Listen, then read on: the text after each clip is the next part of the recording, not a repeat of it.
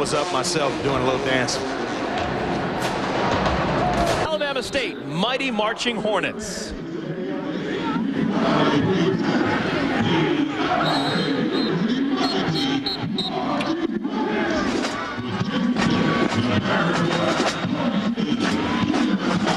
Jonathan Gates, drum majors.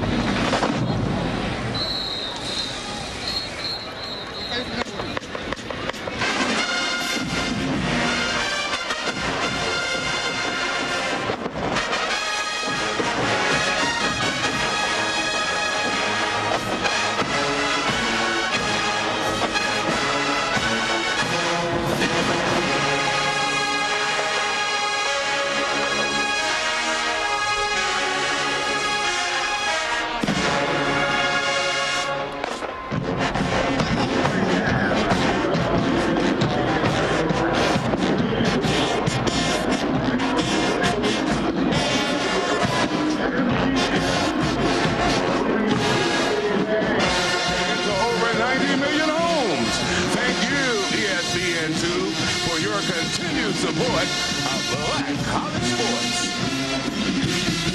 We'll take a timeout. Halftime continues in a moment. Full of the South Carolina State Marching Band under the direction of Mr. Eddie Ellis. It's the Marching 101.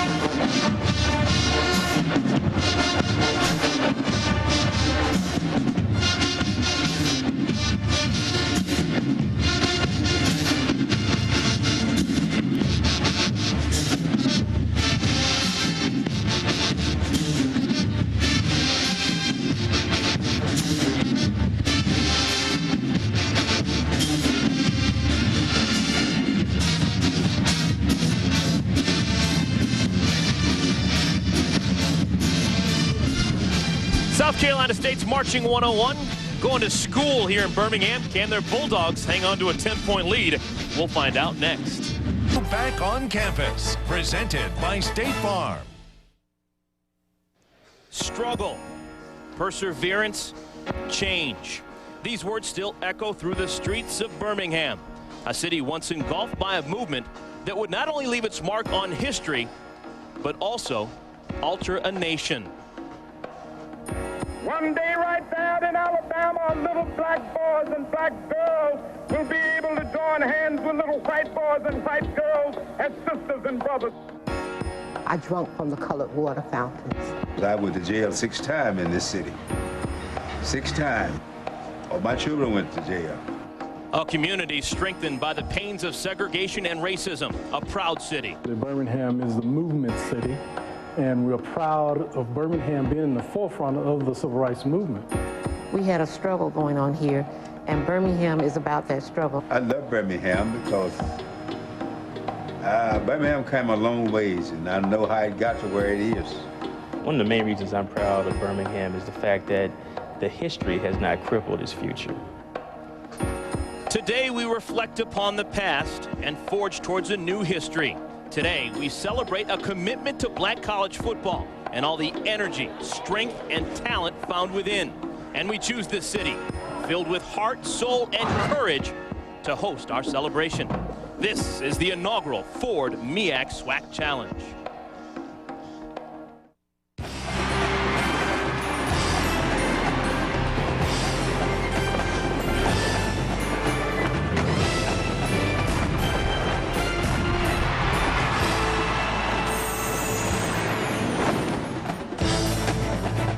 They have marched in from all over for the start of something special. SWAC champion Alabama State has made the trip in from Montgomery to take on MEAC co-champ South Carolina State here at Legion Field. Hello everyone, so glad you could join us here in Birmingham, Alabama. I am Eric Collins, and folks, nowadays Birmingham is making history for all the right reasons, and today's game is case in point. Two teams from conferences representing historically black university and colleges are getting together for the first ever Ford MEAC SWAC Championship, and we are all kinds of excited. Folks, if you have never seen football played in the MEAC or the SWAC, you are in for a unique experience. We're talking about football played with pride, with purpose, with passion, and with character, and we will document it all over the next couple of hours. Joining me now is my partner, Andre Ware. And Andre, let's talk nuts and bolts. Let's talk about these two teams. Alabama State, they were the champions of the SWAC a year ago, and their starting quarterback is back, and he's exciting to watch. Yeah, he is. And you're talking about Tavares Jackson, their MVP of last year in the SWAC championship game. 275 yards passing, 103 on the ground. And I'm talking about he can make it happen both in the air as well as running the football. He's a spark plug and the electricity that makes it all work for Alabama State.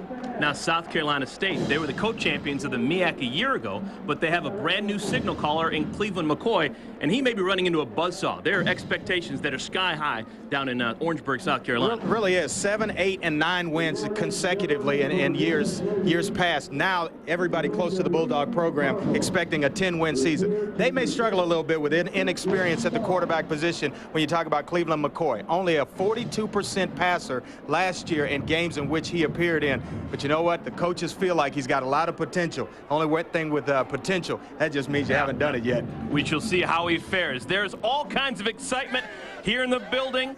Legion Field is our venue. It has hosted some of the biggest games played in the South over the years, and today that great tradition continues. They have come from all over for the inaugural Ford MEAC SWAC Challenge. Stadium's starting to fill up, and we are ready for the season opener for both these two schools.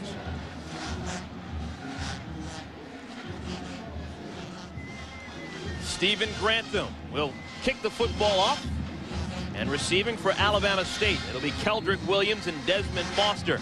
There's the freshman Grantham. This will be his very first minute of his collegiate career, and he begins it by putting toe to leather. And we are off. Football underway here from Legion Field. Foster with the ball, shoots right, gets out to the 26-yard line, and that is where the Hornets of Alabama State will begin their season. Starting quarterback, number 7, Tavares Jackson. He is a 3-year starter, and he is sensational. He will jump off your TV screen. Absolutely. I mean, you talk about a guy loaded with talent. It's Tavares Jackson. I watched him in practice yesterday in their walkthrough, and he was zipping the football. I'm talking about tight spirals. So wind's not going to be a factor for him throwing the football. He'll just knife it right through. He has a very big arm, also quick feet. He began his collegiate career at Arkansas before transferring a couple of seasons ago. Hands it off to his old high school teammate. That's Keldrick Williams.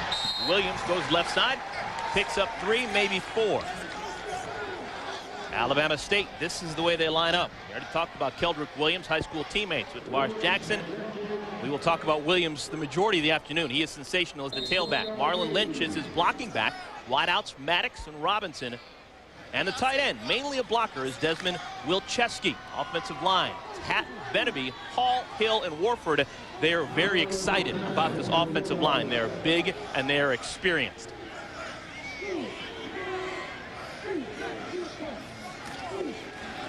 Jackson wants to throw. Tucks it under the arm and speeds out close to a first down before he is dragged down. Marshall McFadden on the stop. That'll bring up a 3rd down and short. South Carolina State's defensive front 4, DeLorean Shaw, Travis Kinlock, Calvin Epps getting the start, and Joseph Dixon, he is a 4-year starter at the end. Linebackers, this is a strength.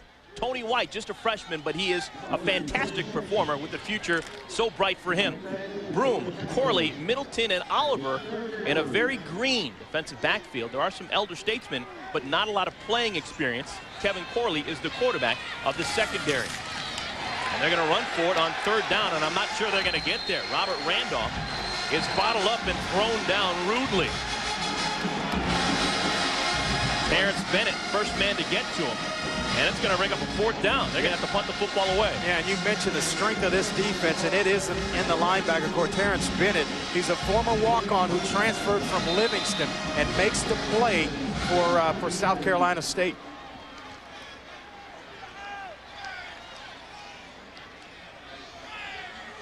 We will have the first punt of the game. It is a low snap, no problem on the catch, and the boot. Fair catch called for. And made by Rodriguez Darby. Punt of 35 yards, no return. So a 3-and-out. South Carolina State will go on the field for the first time offensively here in 2005. Talk about their quarterback earlier. He is young and he is inexperienced. Did start 2 games a year ago, but he struggled. Cleveland McCoy needs to work on the accuracy. Yeah, and they brought in Billy Napier, the quarterback coach, to just tutor him. He was a former quarterback at Furman. And Cleveland McCoy, they say he played a little bit last year. He's a better runner than a passer right now at this stage in his young college career. Deshaun Baker getting the start behind him. Tailback had 1,000 yards a season ago. He's been nicked up throughout the preseason. We'll have to see how healthy he is throughout the course of today's game. Billy Gresham brings him down after a gain of 3.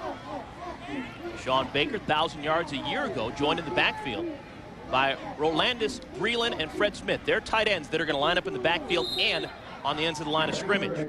Wide receivers, you just saw them, Kelly King and Rodriguez Darby. Up front, the big fellows, Richardson, Lee, Dean Pringle, and Reed. 2nd down at 7 now.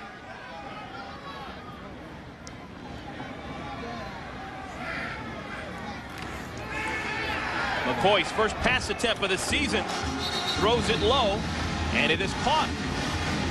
Chris Burgess on the reception, gain of 16. Yeah, and he finds the softness in the zone. Chris Burgess is going to help a young quarterback like Cleveland McCoy early in this football game. You talk about doing wonders for a young guy's confidence, completing that first pass and getting yourself in a rhythm early in the game. So a fresh set of downs for South Carolina State.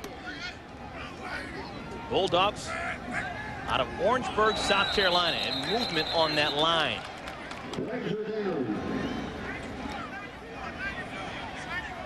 Greg Tanico, quite possibly, moved too early. To the snap, offside, defense, 94, made contact, 5-yard penalty, it remains 1st down. It was Tanico, the big 310-pounder, in his first season as a starter for the Hornets.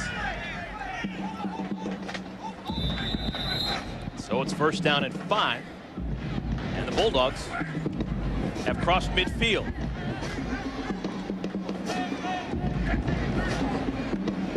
Boy working out of the gun.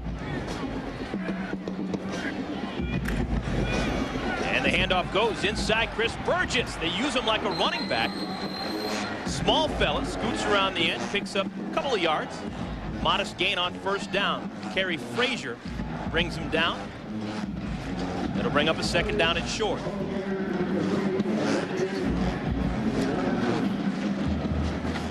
You know, Chris Burgess, the coaches describe him as a guy that can really run after the catch. He turns short catches into long plays, and so far he's been right on the mark with the coach's description.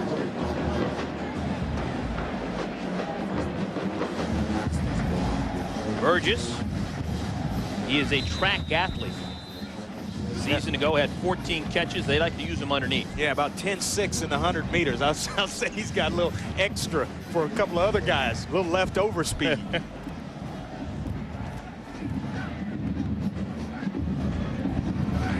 They get the 1st down, so it's 1st and 10. They call it a 5-yard gain to Burgess. And there's a timeout now on the field. There was confusion in the backfield for South Carolina State, and they want to talk things over. This is their first charge timeout this half. Well, the head coach for South Carolina State is Coach Buddy Pugh. Buddy Pugh has got a good thing going on with South Carolina State. This is now year number 4, 24-11 so far in his first 3 campaigns. He's actually a graduate of South Carolina State back in 1975. Played with some pretty good players during his time. Wearing the uniform for the Bulldogs. Played with Harry Carson, longtime NFL player, and also played with Donnie Shell, who was part of that Steel Curtain defense. Yeah, one of my favorite teams growing up, the Pittsburgh Steelers. And when you mention them back in that era in the late 70s, you got to talk about Donnie Shell. I remember watching a exchange between he and Earl Campbell on a goal line one time. You talk about some power and some cracking going on. Donnie Shell could bring it, my man. These 2 conferences have produced so many fantastic players. We will talk about some of these glorious names throughout the course of today's game. Of course, Walter Payton played in the SWAC. Of course, Jerry Rice played in the SWAC at Mississippi Valley State. We will see video of their performances from back in their collegiate days. Little swing pass. They're going to hit Burgess, and Burgess has room. Flag flies, but not before Burgess. All the way down to the 20-yard line. Gain of 20. Jimmy Toussaint able to push him out of bounds, but a big play if it holds up. Boy, Cleveland McCoy, for a guy that's hadn't started but a couple of games. Roughing the passer. Defense. 6. 15 yards from down in the run. The foul also requires an automatic first down. For a guy that hadn't played a whole lot, 42% last year, we mentioned that in the open. He has hit on his first 2 passes in this football game. And you talk about a young player and gaining confidence as this game progresses. Well, all of a sudden that old chest is going to start to puff up a little bit, and he's going to get his feet under him and start making some plays. He's already doing it. It's just going to grow as the afternoon goes along. And right now, McCoy's best friend is Chris Burgess. Yeah. He's touched the ball 3 times. He's had 3 first downs. And you know what? They lined up before the timeout was called, and Burgess was uncovered in the slot. And that's a situation where if you're a throwing football team, they're not going to bounce a linebacker out there and cover you up. Now they bounce out to cover Burgess, but he was wide open. You just raise up and give him the football like they did on the last play. Deshaun Baker is the lone back behind McCoy. Now sneaks in under center. And McCoy breaks a tackle, gets on the edge, and gets in the end zone.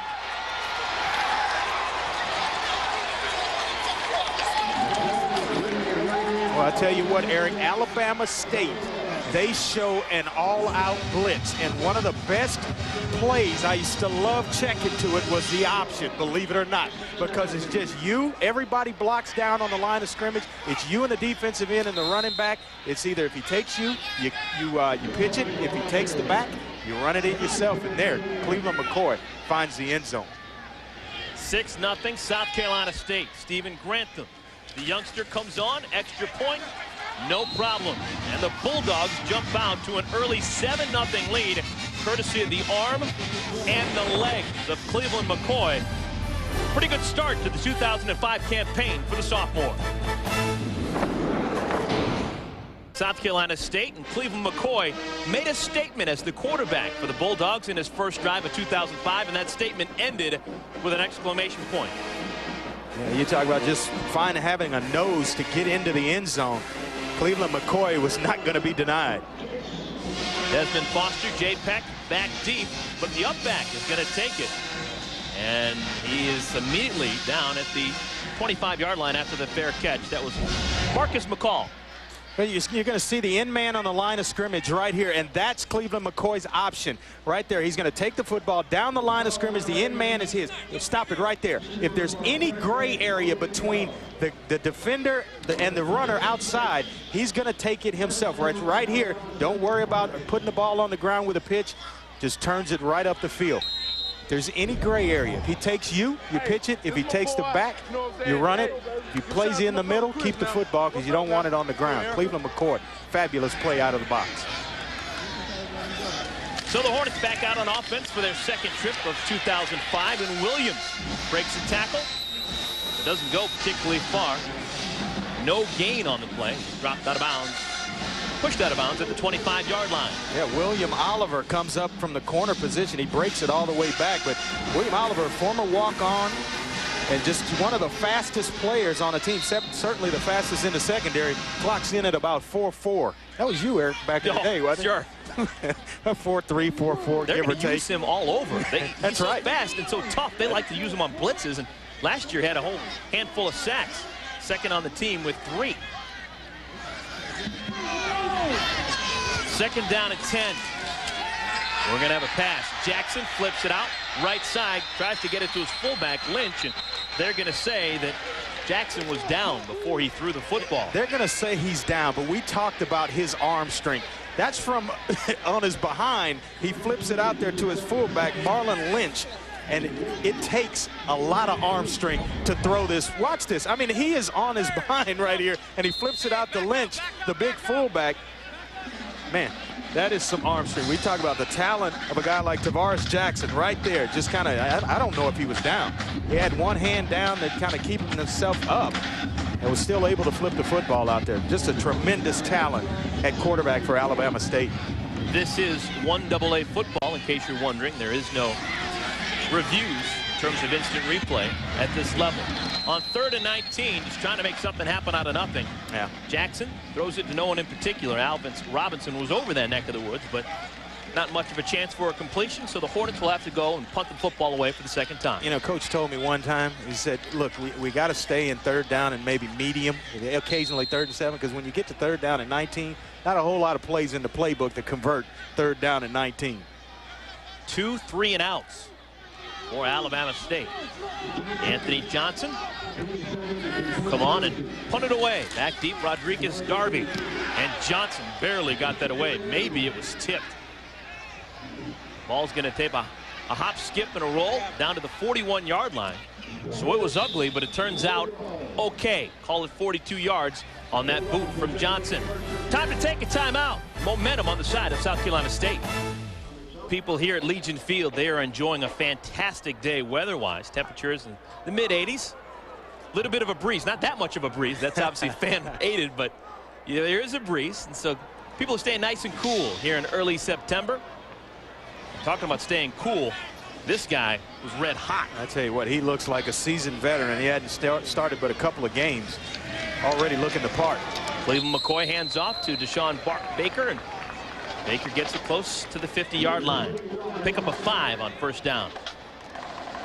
Yeah, Baker's a guy, big punishing runner is how the coaches describe him. He looks for contact. 6'1", 220, and he can really motor over 1,000 yards last year. Baker had a knee injury back in the spring. Had a surgery, but looks like he's okay.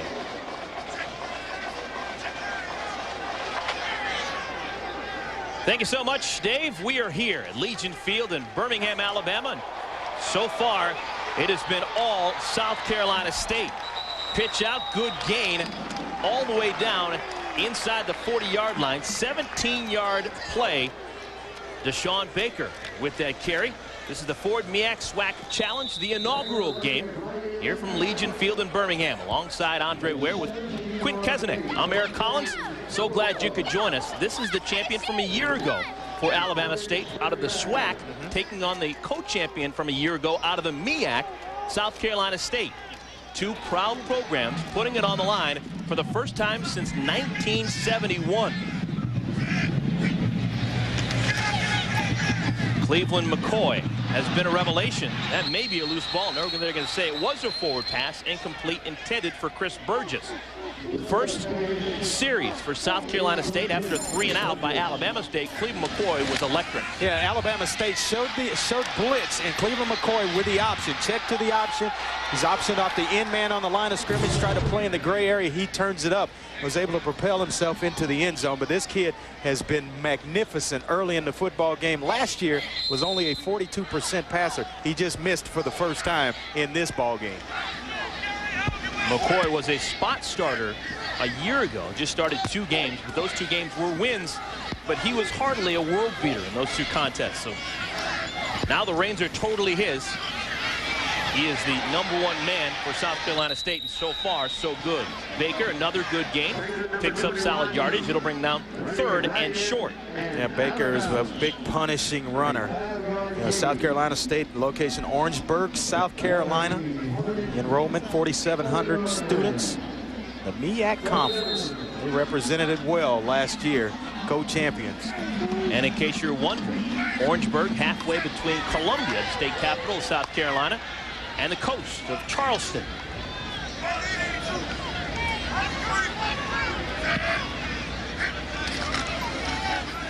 Inside handoff on 3rd and short. Baker puts his nose down. Picks up a couple, but he's going to be shy of the first down. And you wonder, the first opening game, it's going to bring up 4th down in a little bit. Do you go for it?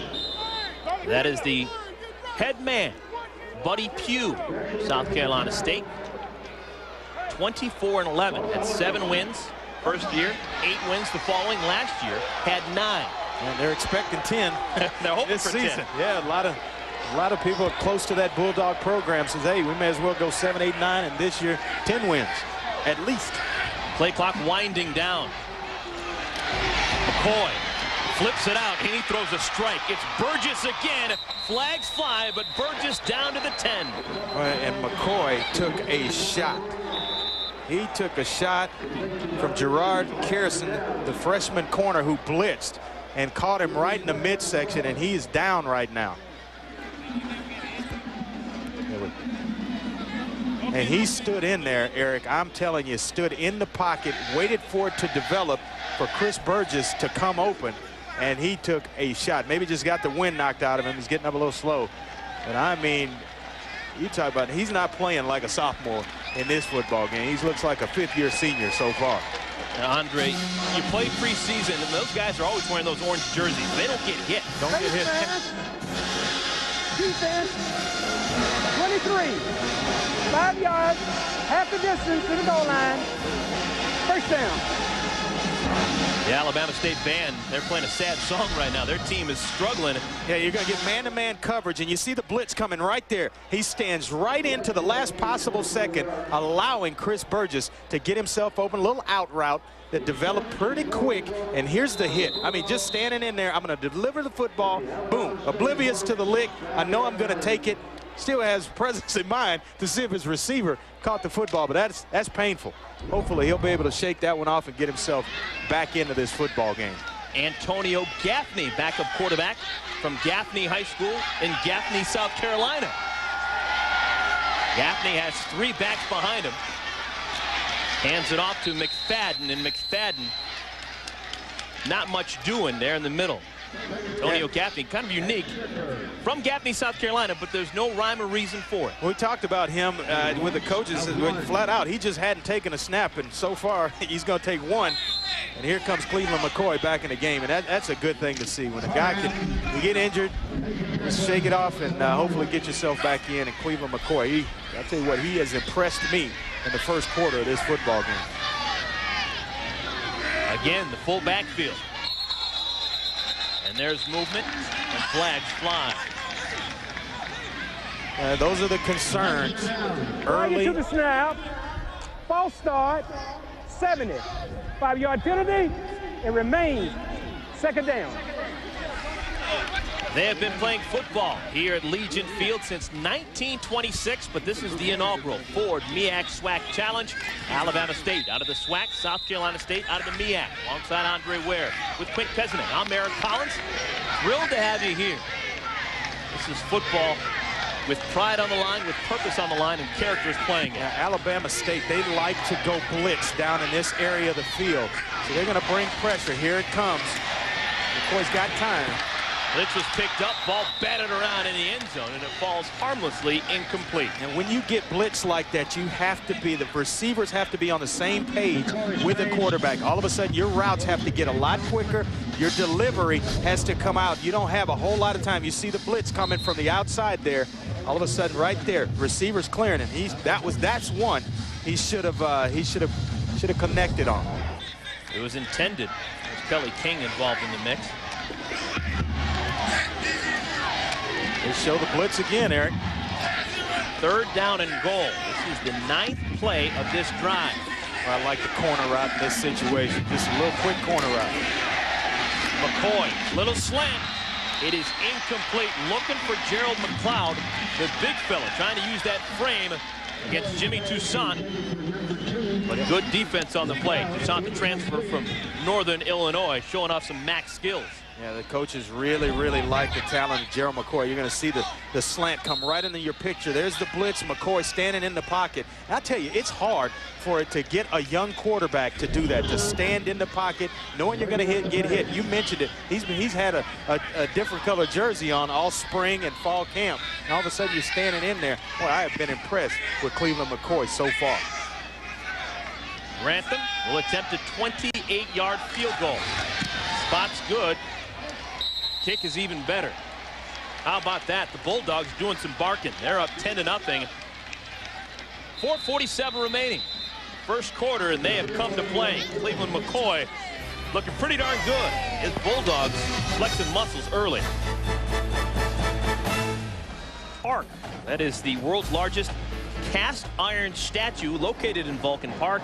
Features spectacular panoramic views of downtown Birmingham. In case you're wondering, Vulcan is the Roman god of fire, and the forge was originally built back in 1904. And so much steel, iron, big part of this community down here in Birmingham. That is the reason for the Vulcan Park statue. Good return out to the 29-yard line. Now let's go to the studio and Matt Weiner. Matt? Eric, the first major upset of the season is in the Bull, who beats number 7 Oklahoma. How about that? Well, you know, you turn the football over 4 times, and that's the main concern with coaches in any ball game early in the season. It's penalties, turnovers, things of that sort. That's what will get you beat more than anything. If you put the ball in the other guy's hands, they have more opportunities to score than you do.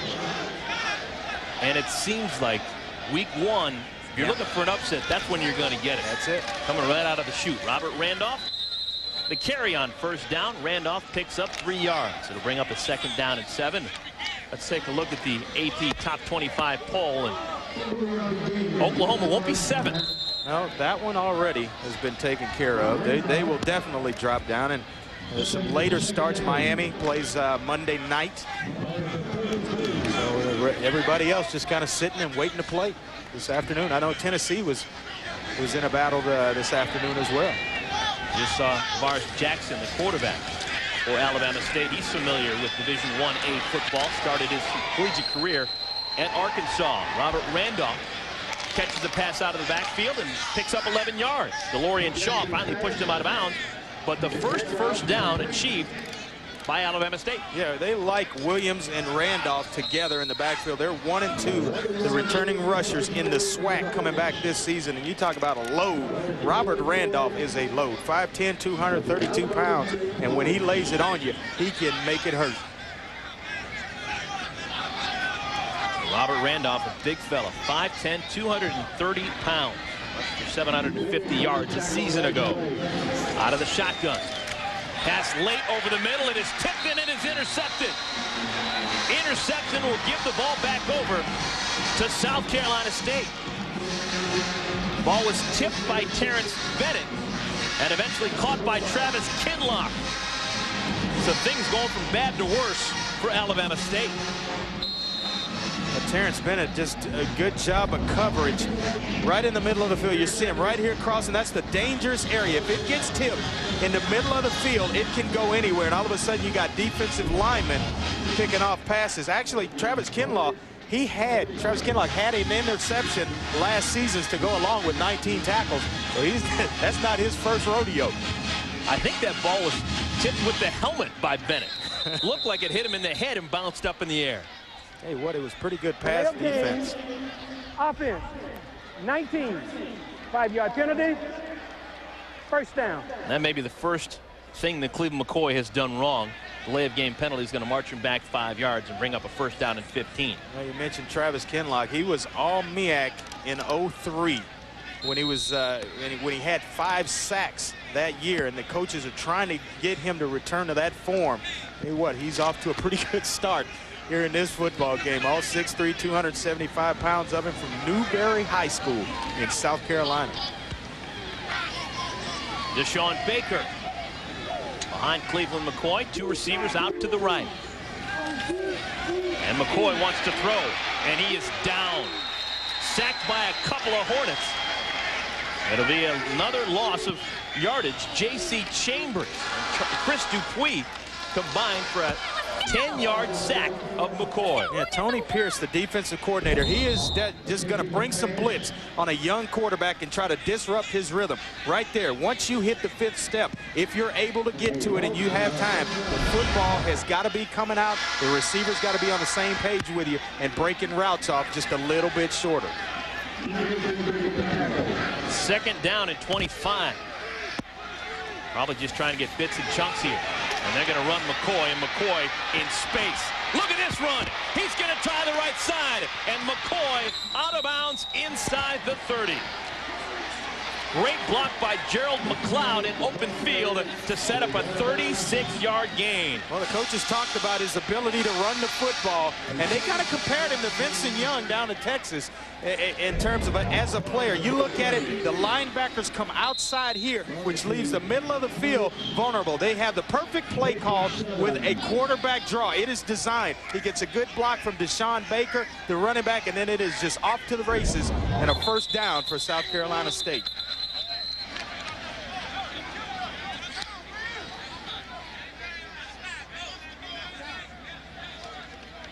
Prior to the snap, offside, defense, 95, 5-yard penalty, 1st down. You know, we talked about mistakes, turnovers, penalties, hurting you in the beginning or the opening part of a season in the 1st game.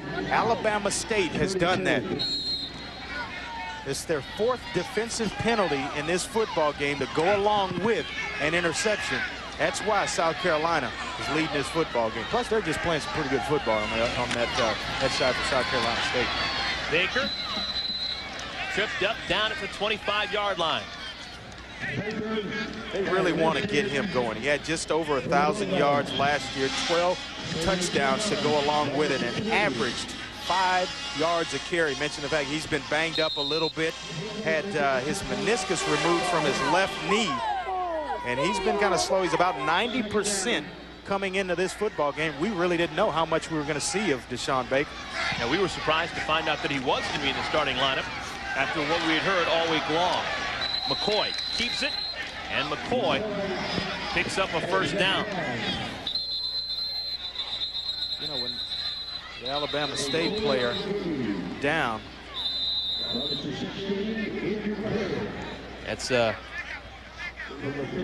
Ian Kinsey, who was in on the tackle, who is down and in pain. He is being attended to by the Hornets training staff.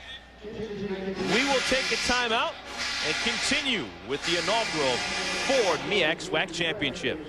Church, part of the Civil Rights District here in Birmingham. Birmingham with so much history, some of it great, some of it that has been learned from. 16th Street Baptist Church, the site of some tragic racial altercations back in the 1960s. There's Kinsey being attended to down side of the field. Alabama State showing blitz again. Play clock winding down, and Cleveland McCoy, that may be the only chink in the armor right now. I mean, you know, you've got to get up there. Now, delay of game, offense, 19, 5-yard penalty, 1st down. And you're going to have some of that with a young quarterback. I tell you, I've been impressed with how he's managed the game. That is the only chink in the armor right now. A couple of delay of game penalties on the part of the quarterback, Cleveland McCoy. But outside of that, he has been just short of spectacular.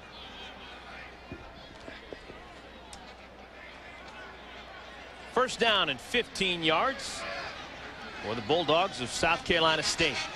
Co-champions of the MEAC a season ago.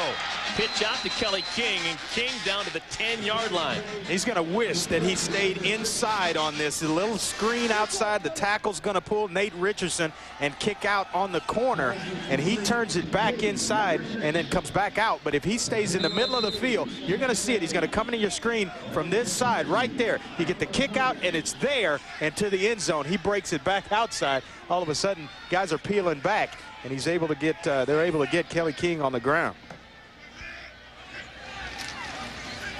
Little option. Baker has it. Baker close to the 5-yard line.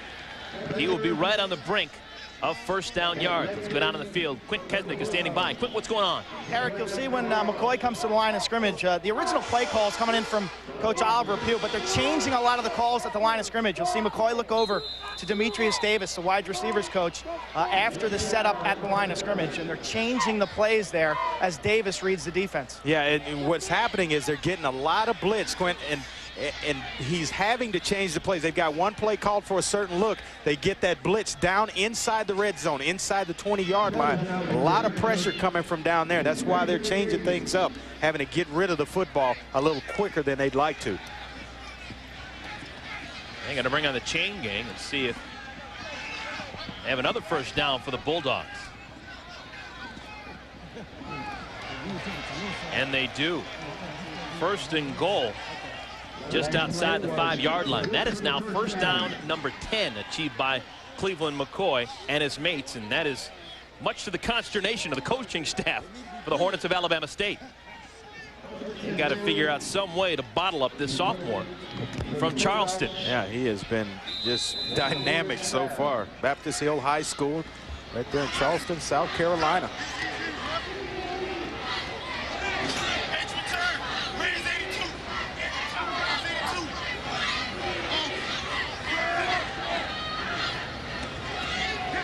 Man in motion is Burgess.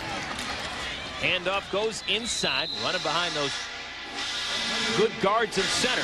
Baker brought down by the defensive tackle number 94, Greg Tanico.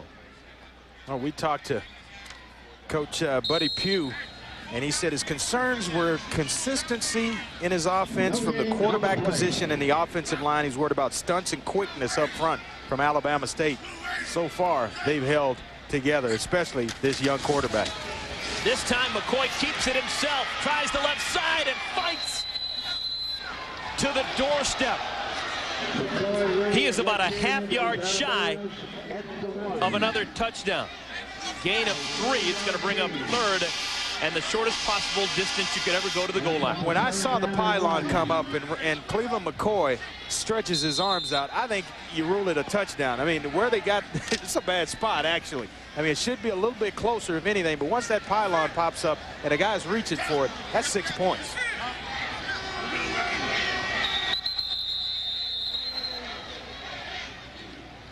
And again, well, this time it's the end of the quarter. And how about this? For early September in these parts, this is the worst thing you can imagine, having to go 99 yards all the way down the end of the field at the end of the quarter. A little warm. But that is what both teams will have to do. You'd imagine the trip will be a little bit longer for Alabama State than it has been for the Bulldogs of South Carolina State. They're floating on air right now. The Bulldogs starting off the season with a little bit of bark against the Hornets of Alabama State. We'll be back with quarter number 2 in a moment. Welcomes you back on campus. Presented by State Farm. It is a special day here in Birmingham, Alabama, the inaugural Ford MEAC SWAC Challenge from Legion Field. Alabama State representing the SWAC, taking on South Carolina State out of the MEAC. Full house backfield. South Carolina State gives it to Baker, and Baker is just shy. And this will be huge for Alabama State if they're able to hold up here and just allow a field goal. We talk about small victories all the time that take place in a football game. Sometimes when you get down and you're behind in a football game, the other team gets the ball inside your 5-yard line with some cracks at it. You're able to hold here. South Carolina State, this is a huge victory in the game for Alabama State if they hold up. 4th down and goal. They give it to Baker, and no problem. The sophomore riding a block by Boo Capers gets in, scores his first touchdown of 2005. And don't look now, but it's 16-0 Bulldogs. Yeah, and he got a good block from Boo Capers. And the coaches, that's what they describe him as, a good goal line blocker. And he delivered a big punch for his tailback, Deshaun Baker, to get into the end zone. He went the whole game last year, Capers, the fullback, without a carry. Just blue collar. Doesn't want the ball. No, just let me block. Grantham perfect 2 for 2 on extra points. Also made a 28-yard field goal. So South Carolina State, the numbers starting to add up. 10 first downs already. 7 plays of 10 yards or more. And Andre, they're doing it both on the ground and through the sky. Yeah, you talk about, right? T.O. turnovers and penalties for Alabama State. And that's why they trail so far in this football game by 17 points. They've got to get themselves back in. You know, we talked to Coach Coe. He said their offensive philosophy is balance. They've got to do that. McCoy here, you see the scoring, the first score by Cleveland McCoy on the option play. Just kind of flawless in their approach. And right here, the big third down. It was 3rd and 19 when he ripped off a 25-yard run to pick up a first down. And then here, right here, this one kind of looks like a touchdown to me. You're stretching the football out. They get it on the 1-yard line. They're able to punch it in a couple of plays later. If you're Alabama State, you got to stick to your game plan. There's a lot of time left in this football game. Run the ball, get Keldrick Williams involved. Some short passes for Tavares Jackson, get him involved. Chris Maddox on the outside. Work your way back into this football game. Don't try to get it all at one time. Kickoff is short. Fair caught at the 27-yard line. And that is where Alabama State will start this possession.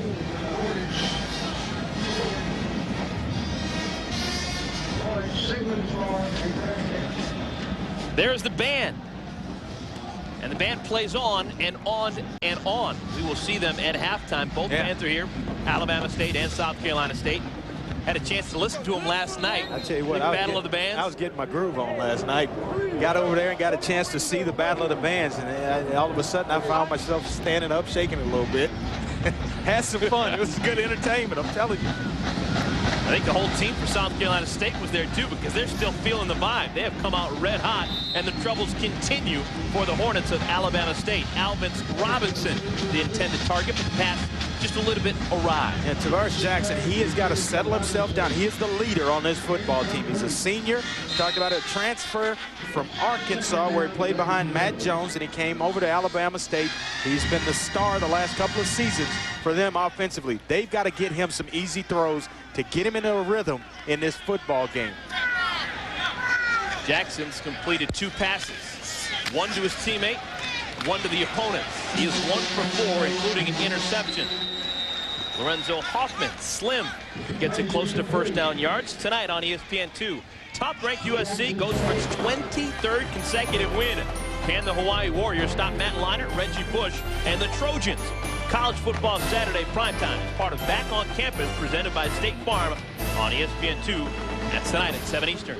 Well, I'll tell you what, they're going to have a different look defensively from Hawaii. They've got Jerry Glanville, resurrected him as defensive coordinator out there. You talk about a guy that likes to bring some heat.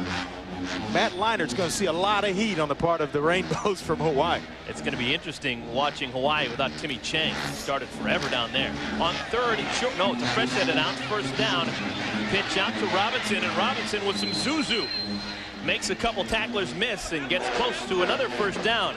Give him 9 yards on that catch and run. Yeah, their offensive philosophy for Alabama State is they like to be balanced. They like to run the football. Last year they averaged 195 yards running, 228 in the air, and they love the screen game. When you show man-to-man to them, they will line up and screen you to death. They've run it a couple of times already here in the first half. If you don't watch it, they'll bust one for a long one in the screen game. Robert Randolph and Lee Carter, 2 backs behind Jackson. 2nd down and short. The world's your oyster. If you're on offense with the 2nd and short, they decide to run for it, and they get the first down. The big fellow Randolph rambles around, finally cut down by William Oliver, but not before he picks up 9 yards. Yeah, Randolph ran for 750 yards last year, 9 touchdowns in backup duty, and averaged over 5.5 yards a carry to go along with it. So we talked about it, delivering a punch. I don't want to try to tackle it, that's for sure. We just saw the band, and Alabama State's band at least into this game early. They came ready to play. Now they're trying to get the football team going. That's right, and they brought it last night in the Battle of the Bands as well. You talk about having a good time. They know how to battle. A little off-tackle run and still moving the feet, still looking for yards is that big fella again, Robert Randolph, refusing to go down. Just physical. Union Springs, Alabama, Bullock County High School. Robert Randolph, he represents the old high school team very well. You talk about just a tough guy to bring down. And he's built low to the ground, 5'9", 232 pounds. Boy, does he pack a punch. And they're just struggling just to get him on the ground. This is the deepest penetration of the day for the Hornets.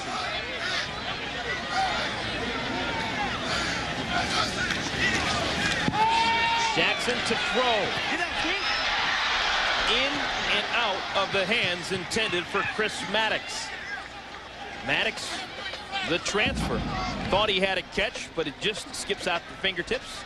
Maddox began his collegiate career playing for Louisiana Tech. They love his size. Oh, you hear people describe the game of football as a game of inches. And you just Chris Maddox right there, just an inch lower, and he makes this catch right there. Just get up a little bit higher, one more inch of vertical jump, and I got to believe he's able to bring that one down. You talk about transfer from Louisiana Tech, fast, quick wide receiver that can take it the distance if he makes the catch in the open field. Whistle blows, and we'll have a timeout on the field. Alabama State takes the timeout. The Hornets want to make sure that everyone is on the same page. Alabama State looking for something to cheer about here in the inaugural Ford MEAC SWAC Challenge from Legion Field in Birmingham, Alabama. This is an inaugural event that will take place on an annual basis alongside Andre Ware and Quinn Kesnick. I'm Eric Collins. Legion Field has seen its share of fantastic games throughout the years. Originally built back in 1926. For so many seasons, it hosted what was called the Iron Bowl between Alabama and Auburn. This year, it'll host the 2005 SWAC championship game. So obviously, Alabama State would like this to be just game number one of what will be two on this field. Yeah, you're absolutely right. Right now, they'd like to get themselves, this is the deepest penetration that they've had in this football game, and kind of put together a good number of positive plays in this drive. They'd like to have it continue here on third down, but that's why they took that time out. They want to make sure they have the exact play called in order to pick up a first down here on 3rd and 7. As the band plays on, I'm wondering, is this 4-down territory in this neck of the field right now for Alabama State? I don't think so. It depends. If it gets to about 4th down and 1, I think maybe you take the chance in order to keep the momentum that you have in this drive. Jackson to his right, keeps it. Oh my, hurdles for a first down. Talk about the desire for the senior. Jackson willing his way across that line. Well, he got an excellent block on the end line of the line of scrimmage that allowed him to get outside the pocket into the perimeter of the defense. You'll see it. It picked up right there, and then all of a sudden, he wants to win. Propel yourself, give up your body. Last time I saw that was John Elway in the Super Bowl. You remember that? I remember that. Hey, believe it or not, that was the first 3rd down converted by either team. Yeah. South Carolina State, they have 17 points, but they haven't converted on 3rd down, haven't needed to. First down carry, Randolph is cut down after a gain of 2. You're talking about a big offensive line for Alabama State that was decimated by graduation. Only one returning starter that allowed only 10 sacks the entire year last year. And this is a big concern. You got a lot of redshirt freshmen, a couple of sophomores in there that are filling in. That was Coach Coe. His concern, one of his concerns coming into this football game, this young offensive line must play well in order for them to have a chance to be successful on offense. Jackson trying to bite off a big chunk, and they do. Touchdown, Robinson.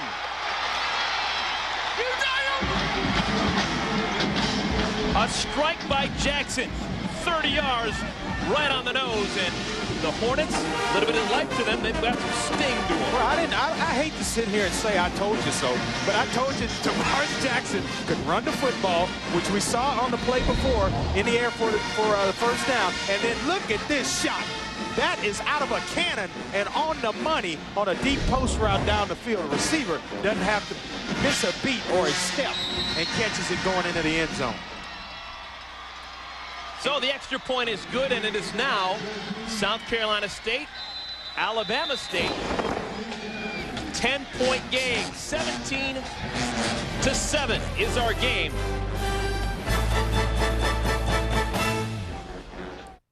There's life yet to the Alabama State Hornets. That water tastes very sweet right now to Alvis Robinson as his Hornets back within 10. They get their first touchdown of 2005, a 30-yard strike from Jackson to Robinson. Get right back into this contest, but oh no, here come the Bulldogs. Rodriguez Darby with a chance. Flag is down on the field, but Darby in the end zone. We will wait to see if it stands. I think it's going to come back, but what a heck of a return for South Carolina State to answer a touchdown. But it's coming back because of holding. That would have been a 93-yard kickoff return touchdown.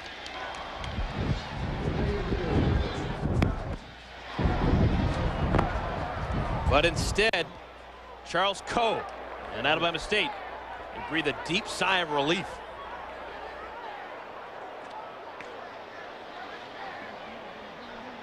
Boy, that would have been one heck of an answer right there. You're going to see it right there as the hold, which allows Rodriguez Darby down the sideline, and then here is just beat the kicker. And he doesn't even get a hand on it. But it's all for naught. So Darby doing wind sprints for naught. Take it off the board, and Charles Coe is thrilled that his team is back on defense inside the 20s. Cleveland McCoy comes out. Tony Pierce likes to bring pressure. This is a fine time to do it when you have South Carolina State pinned down inside their 10-yard line. And you see them kind of milling around the line. You got a bunch of people in the box there. South Carolina State trying to answer the touchdown recently scored by the Hornets of Alabama State. Jonathan Woods with the carry. Let's go back and take a look at this this touchdown pass. Right here, you're going to have the free safety in the middle of the field. They're going to occupy him. Coach Chris Picklevic does a good job right here. Occupy the free safety, which opens up the big throwing lane outside for the touchdown pass. And boy, good job on the part of Tavares Jackson and seeing it, reading it out, and that's what a senior quarterback will do for you. There's Kapilovic there. The snap, false start, offense, 41, 5 yards, second down. Chris Kapilovic on that touchdown toss by Tavares Jackson just kind of formationed him into what he wanted. I mean, he's got it set the exact way. The inside slot occupies the free safety, and boom, touchdown is the end result.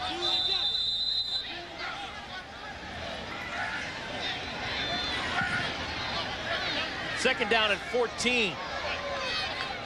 Coming up in the 10-minute mark here in the first half.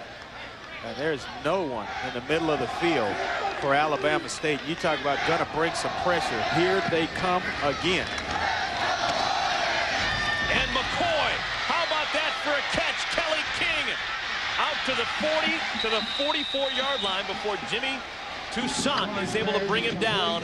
A gain of 37 yards for the Bulldogs.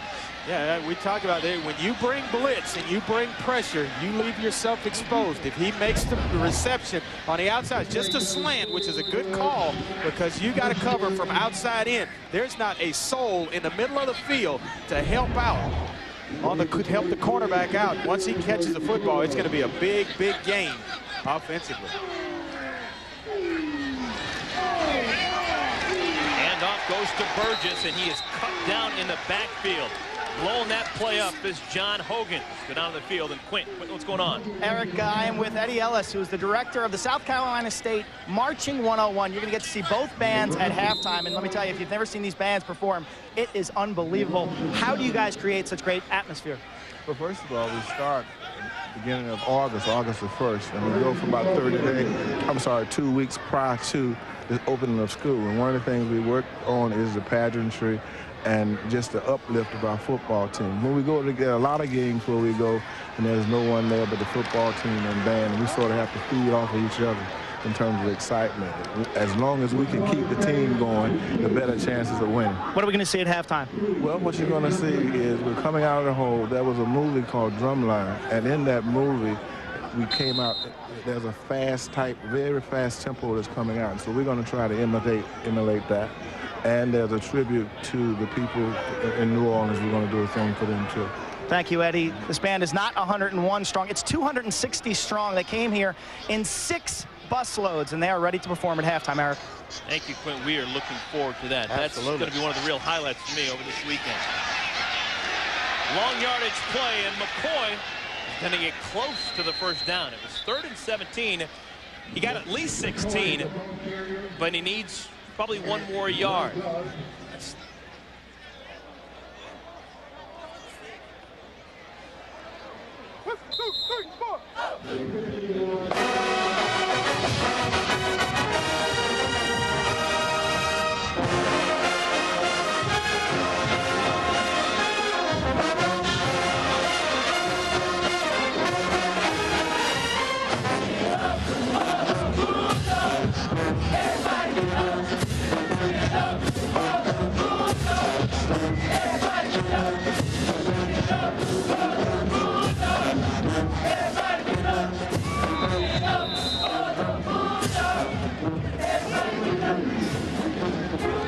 They're not just playing for us. They play all game long. It's one of the real treats of this game. I tell you what, when I was in college in Houston, the band used to come out on Friday, and they would stand in the end zone and play. And you talk about a spark for practice. You talk about an uplifting you in a practice situation. Oh boy, you get fired up because you hear that music. You start to feel the beat. And I tell you, they do wonders for one another. And if South Carolina State's ever looking for an extra running back or receiver, they may find him on the band. They got some good moves down there. That's right. Punt is returned. Brandon Averett, and he is quickly corralled and tackled at the 10-yard line. He actually loses a yard on that return. We're going to take a timeout. Listen to a little bit more. That's the South Carolina State Marching 101. College football, historically black colleges and universities. ESPNU is proud to present HBCU football. Every week, experience the competition, the marching bands, and the excitement that is HBCU football. Watch Hampton take on North Carolina A&T Thursday, September 15th at 7:30 Eastern, only on ESPNU. Montgomery, Alabama. That's the capital city of Alabama. Founded back in 1867 was the university. Enrollment just over 6,000. They play in the SWAC. In case you're wondering where Montgomery is, it's about 90 miles due south of Birmingham.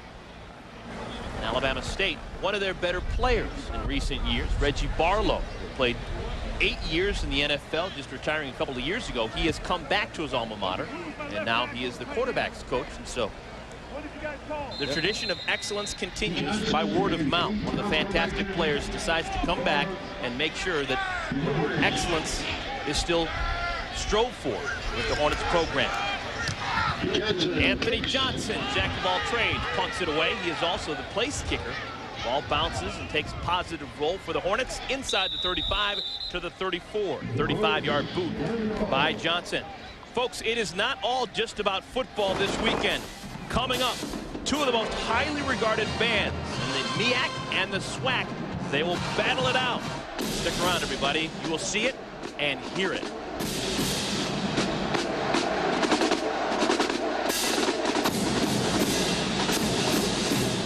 A disaster waiting to happen, and we will be right back here. 2 bands thinking about what they're going to do. And let me tell you something. Those are deep thoughts. Oh, yeah. They're going to come up with something good. We're going to see Alabama State's band, and we're also going to see South Carolina State's band.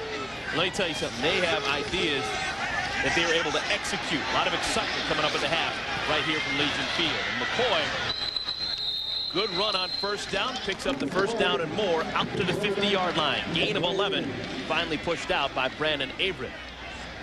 Yeah, you talk about that Oklahoma-TCU game. TCU's no pushover. They've had a pretty good program for the last couple of seasons. That's not an easy game but in Norman to open up with. You know, it could be in whoever's backyard. That is a tough opener for Oklahoma, breaking in a new quarterback and a lot of starters. You had 16, 17 guys go to the NFL, to NFL camps. That is a lot of talent to replace. in Oklahoma. TCU took advantage of it.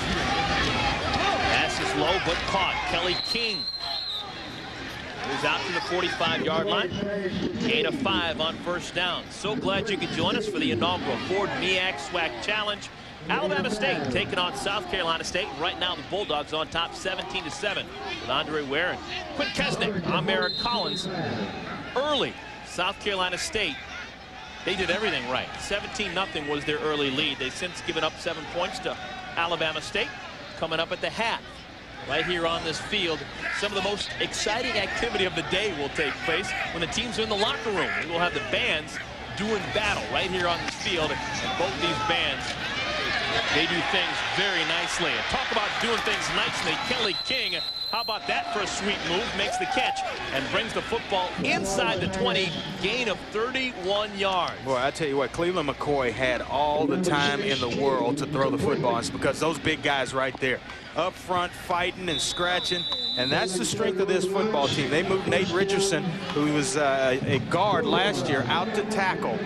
And, man, they are just creating the throwing lanes, allowing for their quarterback, Cleveland McCoy, the time he needs to get look and read things out down the field, and he has been effective in this football game. McCoy has been the real McCoy. There were doubts about him, but he's silencing those doubts. Pass is knocked away, intended in the back of the end zone for Rodriguez Darby, but good defense by Desmond Foster. Are you surprised, Andre, at some of the expectations that are being asked of McCoy? Cleveland's been asked to throw deep. He's been asked to throw every route the book. I tell you what, they're not cutting down the playbook for him, that's for sure. It is wide open, and he's allowed to run the football, throw the football. They haven't cut back on anything in terms of what they're trying to execute, and he's done a fine job of executing the offense. McCoy, double clutch, and no one home.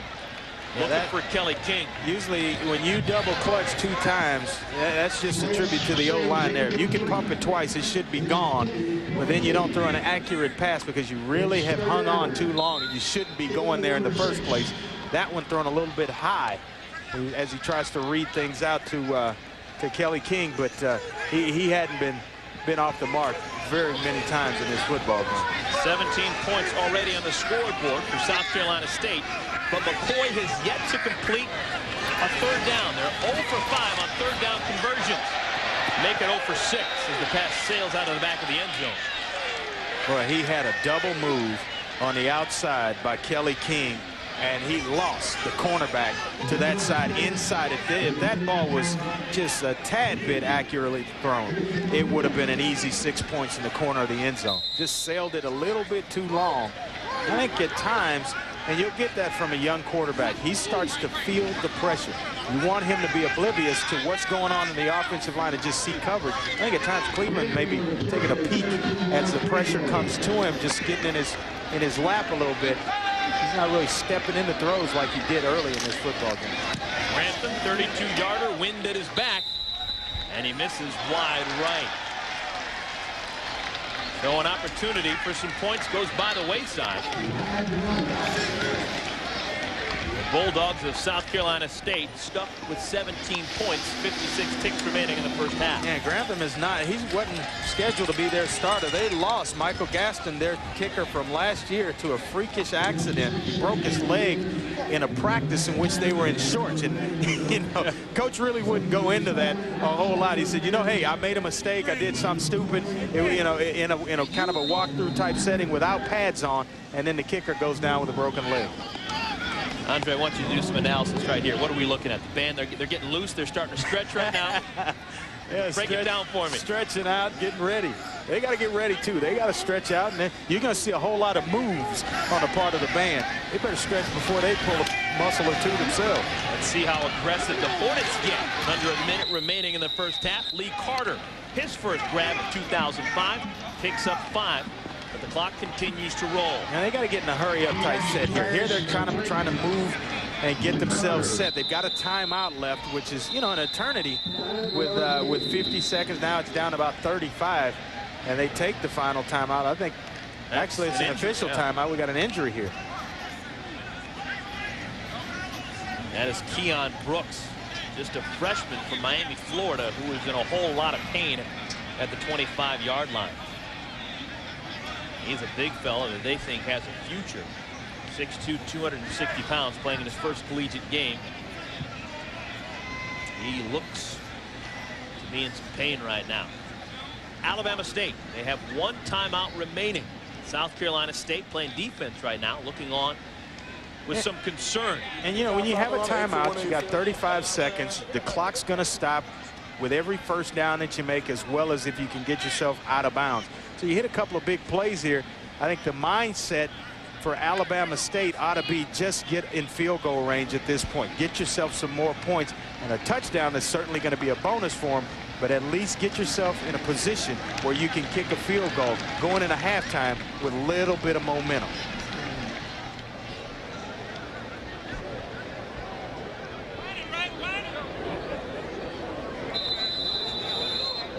I tell you, he's got his game face on. Ready to go, ready to perform. Jackson to the sideline. Pass complete to Robinson. Scoops out of bounds. That'll stop the clock. And that took 5 seconds. And the clock stops on its own. They're going to reset the change. It's not going to move because he got out of bounds. Go ahead. You can get yourself a play call. You got 25 seconds on the play clock. Plenty of time. Well, eventually you're going to have to bite off a chunk. They still got a ways to go to get in the field goal range. Well, you know, if you're hitting them for 10 yards in 5 seconds, plenty of time. you can methodically move yourself down the field. Jackson close to the 45-yard line. And it'll stop again because they got to move the chains. So it stops at 24. That took 6 seconds. So Alabama State, maybe this is what they need to go to in the second half. At the line, no huddle type situation to find a rhythm. That catch was made by Lorenzo Hoffman. Incomplete. In and out of the hands of Alvin's Robinson. Someone may have gotten a hand between him and the ball. Boy, I think he got distracted. Yeah, they go cover 2 and roll the corner to that side. The safety's trying to get over the top. There's a hole between the safety and the cornerback in which Tavares Jackson tried to fit it in to Robinson. And if he throws it outside as opposed to leading him in, I think he makes that catch. He may get himself out of bounds. But there, an incomplete pass on first down doesn't hurt you all that much. Still, 13 seconds left in the half with the timeout. This will be the big play to make something happen. Jackson, pump fake. And Jackson wants it all. Looking deep, passes a jump ball, and it's incomplete. Oh, my. Lorenzo Hoffman had it and then dropped it.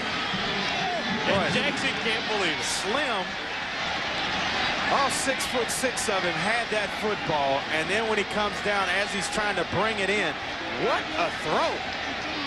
I'm trying to count the yardage that has stayed in the air, but look at this.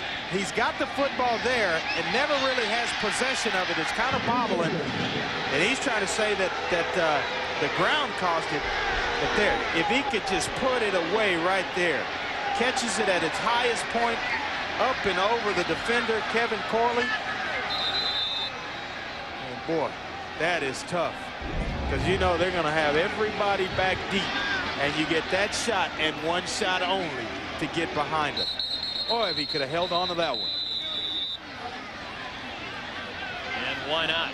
South Carolina State's going to take a timeout just to make sure.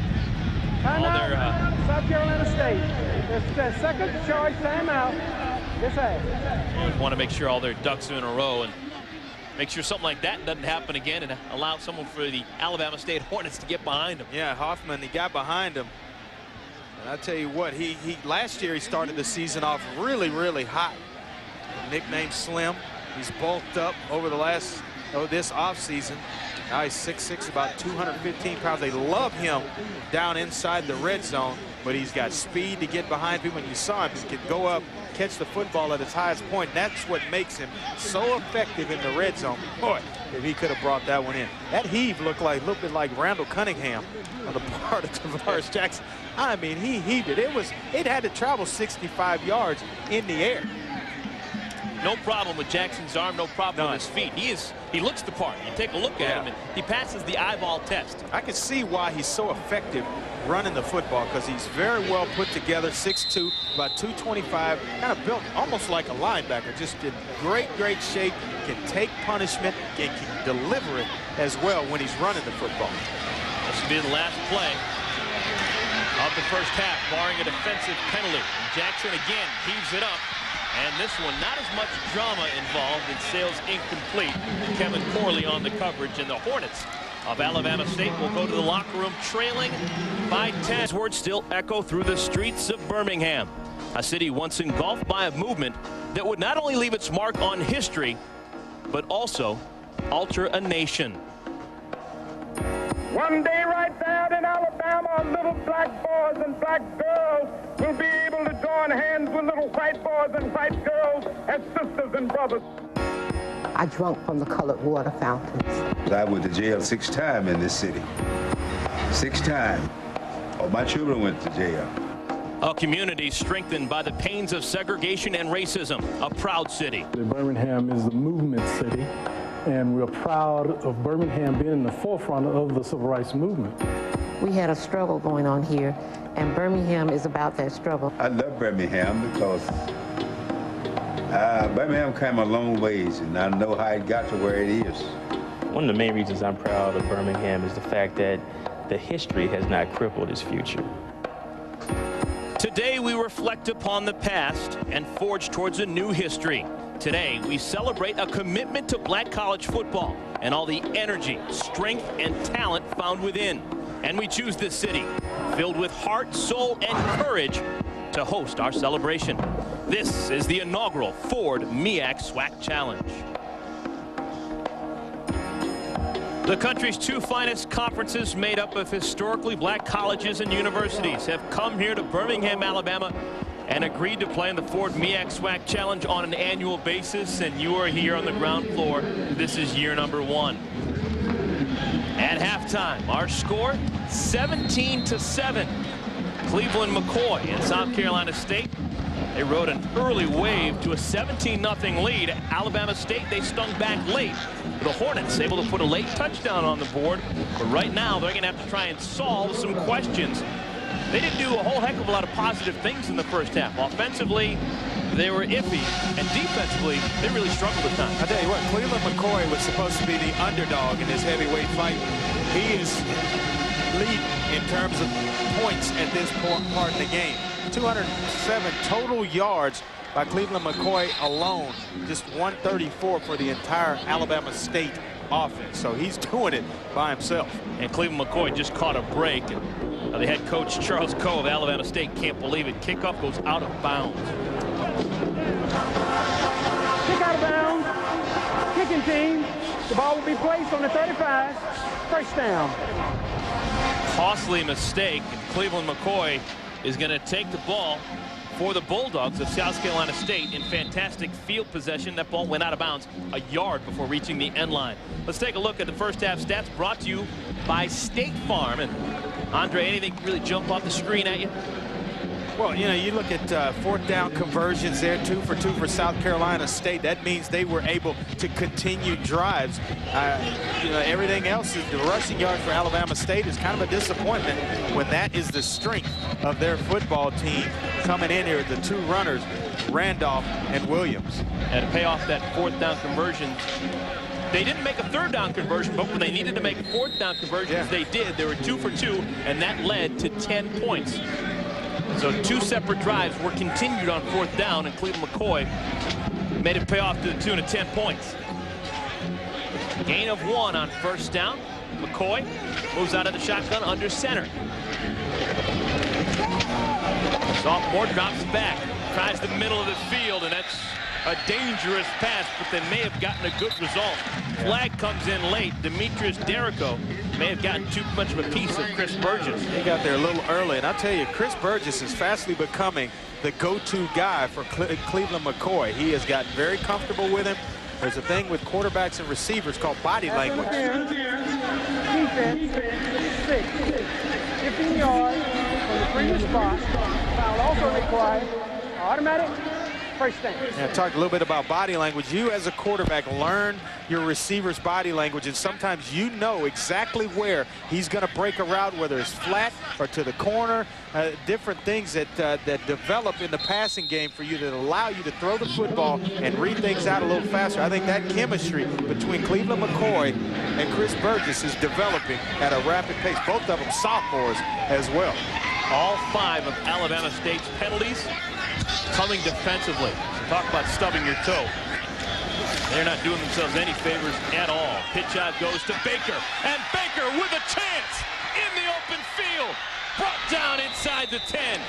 Touchdown saving tackle by Brandon Averett, but not before Baker rips off 41 yards. Well, every time they've shown the blitz, Cleveland McCoy has checked to the option, and it's just the in man on the line of scrimmage, which he's going to read right out in here. He gets the pressure, he pitches the football, and now it's on Deshaun Baker's shoulders. And I got to believe if he wasn't suffering from a knee injury that he's battling back from only about 90%, he may have gotten that one in the end zone.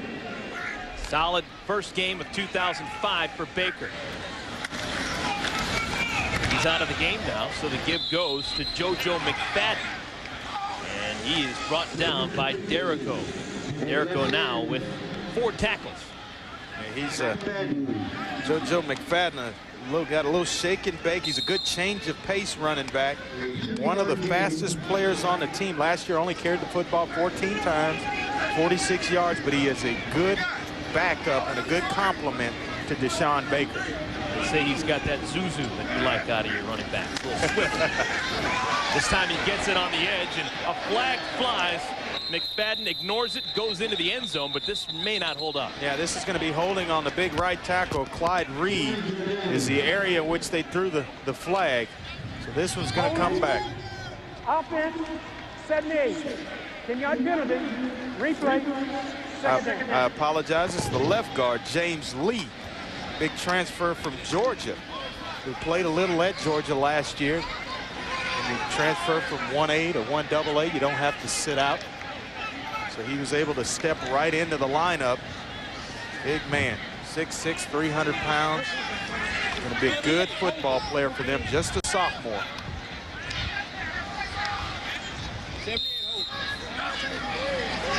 So they're pushed back a bit. Ball's going to be placed on the 19-yard line.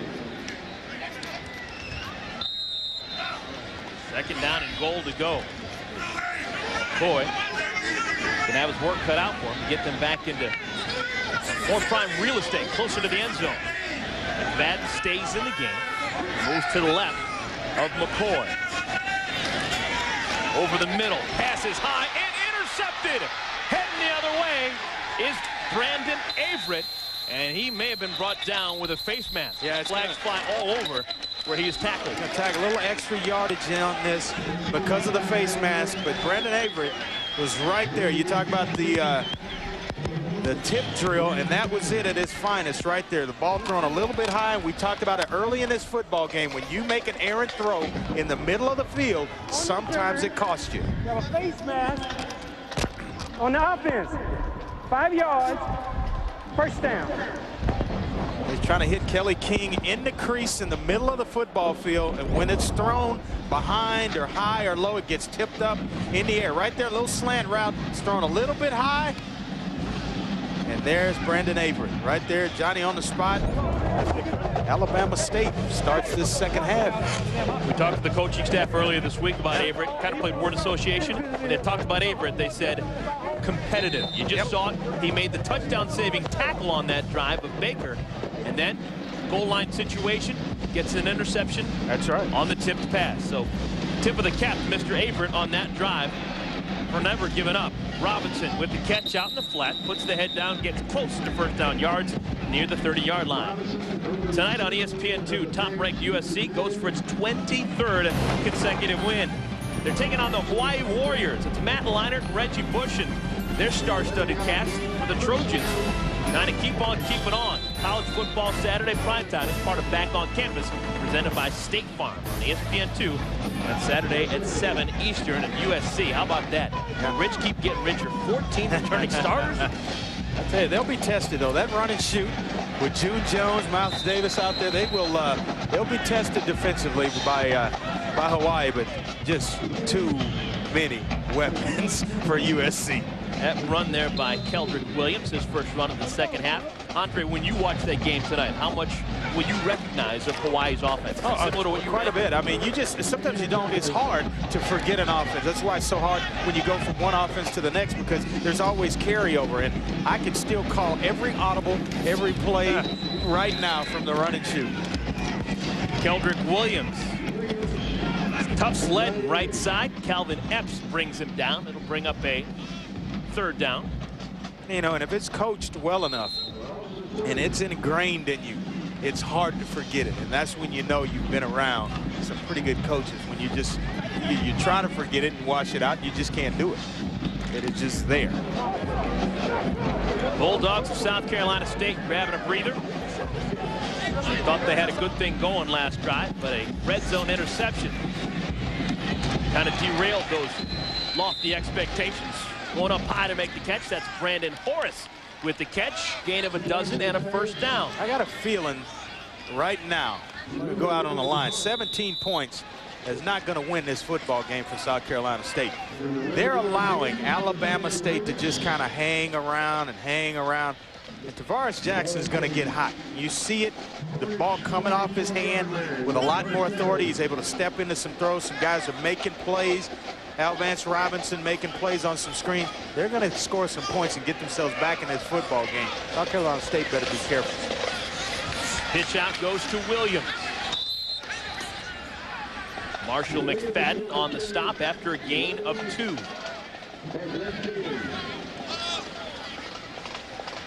Andre, right about now is when you're happy to have a senior quarterback. Yep. Jackson has been there and done that. You know, you got a senior quarterback in Jackson, and you have a very, very green secondary for South Carolina State. When you talk about Broome, Middleton, Corley is probably the most experienced guy, and Oliver is a first-year starter.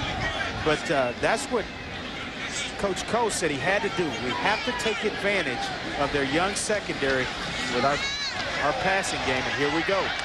Little inside pass, and Robinson showing those good wheels. Does a little bit of zigging and some zagging, and he's brought down with a flag at his feet. In the situation that right there, that may have been a block that was inappropriate. Would it be an 8-yard gain if it holds up? It's a block when you're going down the field. You cannot throw at the legs of someone coming back inside, and that's exactly what the call is going to be on Keldrick Williams here. So this one's going to come back. Blocking the back, offense, 10 yards from the spot of the foul, replay, second down. So the band plays on, but it's a sad song right now, at least for the moment, as Alabama State gets hit with that penalty. Yeah, you're going to see the block right there in the back by Keldrick Williams, and the official was right there to pick it up.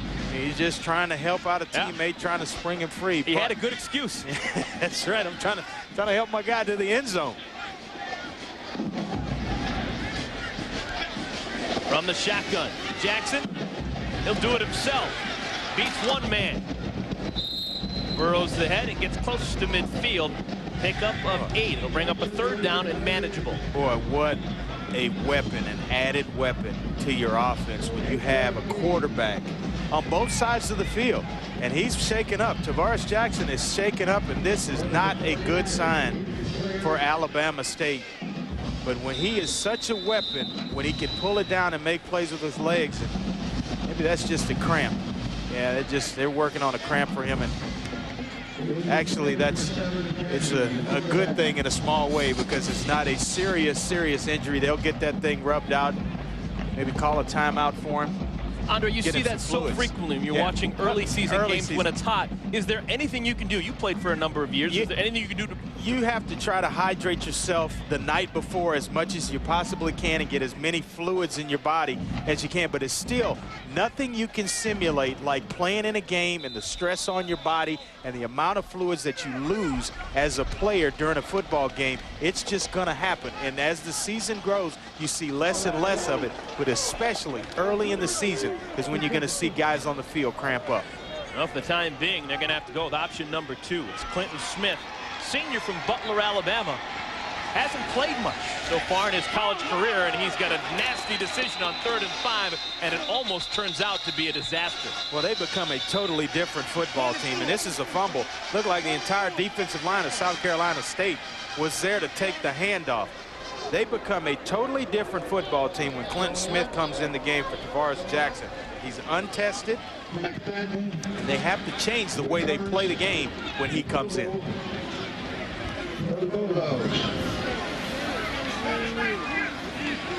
We're going to take a timeout. 9:33 remaining. When we come back, South Carolina State will have the ball. Presentation of the Ford MEAC SWAC Challenge. Brought to you by Allstate. Are you in good hands? And the U.S. Navy. Navy, accelerate your life. Birmingham, Alabama. They call it a big city with small town charm. City built on steel back in the early days of its existence. It has been around for a while here. One of the premier cities in all of the South. South Carolina State with the football. Their second possession here, the second half. Pitch out goes to Jonathan Woods, who was dropped at the 49-yard line. Let's go down on the field. Quint, what's going on? Well, I'm joined by Southwestern Athletic Conference Commissioner Robert Vowles, and for fans at home, they're watching this, it seems like just a football game, but this has been a festival all weekend long. Describe what's going on. We've had a great reception, career fair, Battle of the Bands, sports business panel. It's been a great week, especially with a partner like ESPN. Now, when you come out to a MEAC or a SWAC game, what is unique to you? Why do you enjoy it? Well, the pageantry, the history of the two universities and schools, us for 80-some years. All the student athletes that have been through this, our schools have been strong, so we have a tremendous history. What is the opportunity to appear on ESPNU mean for the conference? I mean, 90 million homes, the exposure, the branding, the awareness, hopefully it increases enrollment, admissions. I mean, to both conferences, it means so much. And lastly, Hurricane Katrina hit a bunch of the SWAC schools. How does it impact this fall? Well, we have heavy hearts right now, and probably 7 of the 10 schools have been affected heavily. Parents and families have been involved. Games have been postponed, so we're extremely, extremely devastated, and we hope that things are going to work out for the best for everybody. Robert Vowles, thank you. The commissioner of the SWAC, Eric. Thank you so much, Quentin. Thanks for having us down here, Mr. Vowles. Out of bounds goes the quarterback, Cleveland McCoy. Pushed out by Chris Dupuis. No gain on the play. It'll bring up a 4th down and 6. Well, that's what they had to do there, was to stop after a turnover to get the football back. I mean, not allow any points. You don't want to have to chase from further behind. Alabama State getting a good stop here, going to force a punt and get the football back. Hopefully, their leader, Tavares Jackson, will be ready to come back into this football game.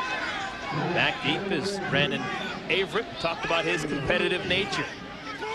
On it away, Kobe Brandyburg.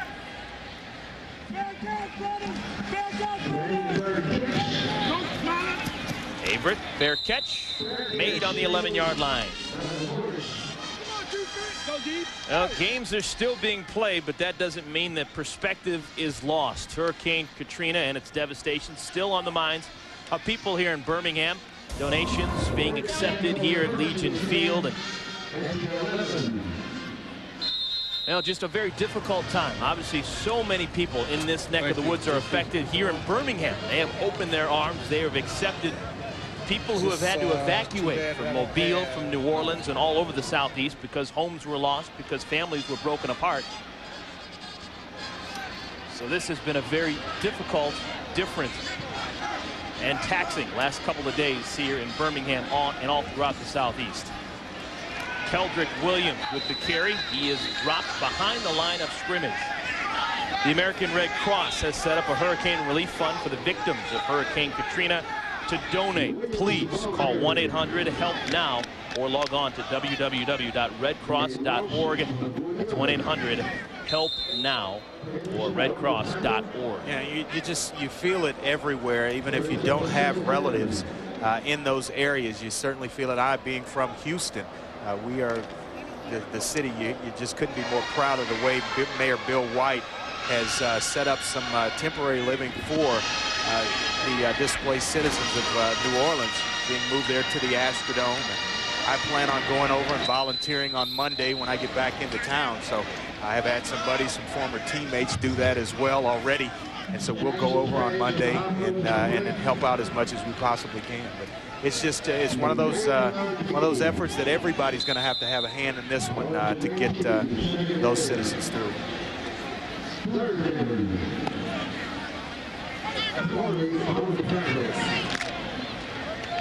Third down and short now for Alabama State. They'd love to stay on the field, get something going here in the third quarter.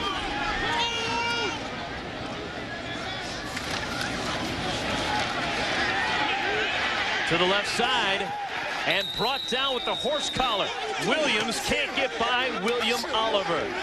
Well, I tell you, they're supposed to have the defensive speed on the part of Alabama State, but you see there, the defensive speed shows up for South Carolina State. William Oliver, we talked about his speed earlier in this football game. He is the fastest guy in their secondary at 4.4 in the 40. And there he shows it, running down Keldrick Williams in the backfield pretty much. Rodriguez Darby is back. He is set up right on the 50-yard line, awaiting this punt from Anthony Johnson. Johnson, a wobbler. Gets a sideways bounce, now moves out to the 45-yard line, and that is where the Bulldogs of South Carolina State will begin their next possession. They have a 10-point lead. Inaugural Ford MEAC SWAC Challenge from Legion Field. Halfway through the third quarter, Cleveland McCoy has been the real McCoy. He has led his South Carolina State team to a 10-point lead, and they're looking for more. Great starting field position there on the 45-yard line. Yeah, they talk about balance, how they like to run a balanced offense. Get this, 151 on the ground, 146 passing. Pitch out goes to Baker. Baker loses the ball late. There's a flag down on the field. Yeah, this may be holding on the part of Fred Smith, the big tight end from Dillon, South Carolina.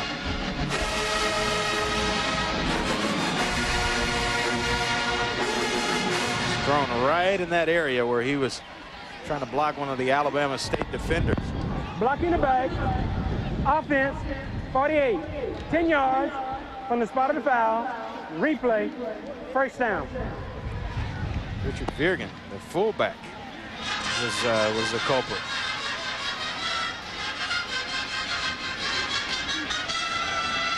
So they'll march back 5 yards.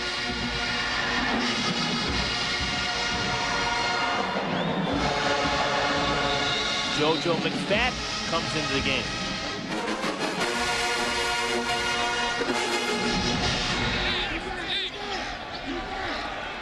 Cleveland McCoy looks to the sidelines like he does so frequently. Yeah, they're showing that blitz again. There's no one in the middle of the field for Alabama State. They are going to bring some pressure here. McCoy to his left throws, and it's off the mark. Well, because of Hurricane Katrina, no doubt about it, today's game is being played with heavy hearts. With one player's personal story, let's now go down to Quinn. Eric, and that player is Alabama State linebacker Chris Dupuis. He is from New Orleans. His family lost everything from the floods. His parents, Christopher and Cassandra, were evacuated to Lake Charles, Louisiana. They have no idea when they'll get back or what they'll get back to. His grandmother is 95 years old and in a wheelchair, and they have not heard from her in a week. It is really hard for him to put football in perspective. He says, though, he wants to be a bright light of hope for his family, friends, and neighbors. Today, the emotional healing starts for Chris. Thank you, Clint. Second down and long, not much there. We talk so often, and it's just something we throw around, losing everything. But it really is losing everything. The devastation is just kind of hard to put your brain around. It really is. And I mean, you know, you talk about it, and I can't imagine trying to play a football game, and there you see on his wristband, he's just for his family. You can't put that away. I mean, you can't for just a couple of hours and play football, but boy, that is a tough thing to have to try, and you're a youngster as well, a kid like Chris Dupuis, to have to play in a football game and then deal with that to go along with it. That is just tough. On third down, how about this for a play?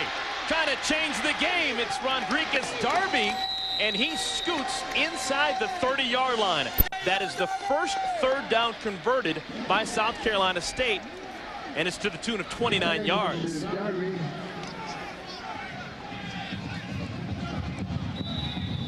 And Chris Dupuis in that defensive backfield. You saw those wristbands that he is wearing. That's just tough for a youngster. You have to put everything aside and try to deal with it, help your teammates, your other family here. You know that he is playing with a heavy heart. Let's go back to the studio. Matt Weiner. Matt, what's going on? Well, Eric. Thanks, Matt. Hey, Andre, we had a chance to see Boise State a year ago. We made the pilgrimage out to the blue field out in Boise. They're legit. I thought they'd have a real good chance against Georgia. You know, it's early in that football game, and don't think for a minute that Boise State won't get themselves back into that game. That's going to be a tough opener all afternoon long for Georgia. Gain of 7, second down and 3. So glad you could join us here. We're thrilled to bring this Ford MEAC SWAC Challenge to you from Legion Field in Alabama with Andre Ware, Quint Kesnick. I'm Eric Collins. Early on, it was all South Carolina State. They raced out to a 17-0 lead behind that man. Cleveland McCoy was electric in the first quarter. But slowly but surely, the defense for Alabama State has come alive. They have stopped McCoy. But still, the offense for Alabama State that we really thought was going to be world beaters, they have struggled. They have just 7 points today. Well, we talked to the coaches, and all they talked about was the inexperience of Cleveland McCoy. And though he had talent and potential, he just only had appeared in 2 games last season. One was a come-from-behind 28-14 win over Bethune-Cookman, in which he played in. He only threw 14 passes last year. But I tell you what, he hadn't missed a beat in this football game. Just really, really tough. Here, you see him on the option, the very first score. He does a good job with the football diving into the end zone. And then it was 3rd down and 19, and he broke off one for about 25 yards on this play, getting himself out of bounds. And here Baker just kind of caps it off, getting himself into the end zone. Here Tavares Jackson right here going on a deep post route to Robinson for their only score of the football game. But Cleveland McCoy has been the story in this one, a young sophomore quarterback from South Carolina State.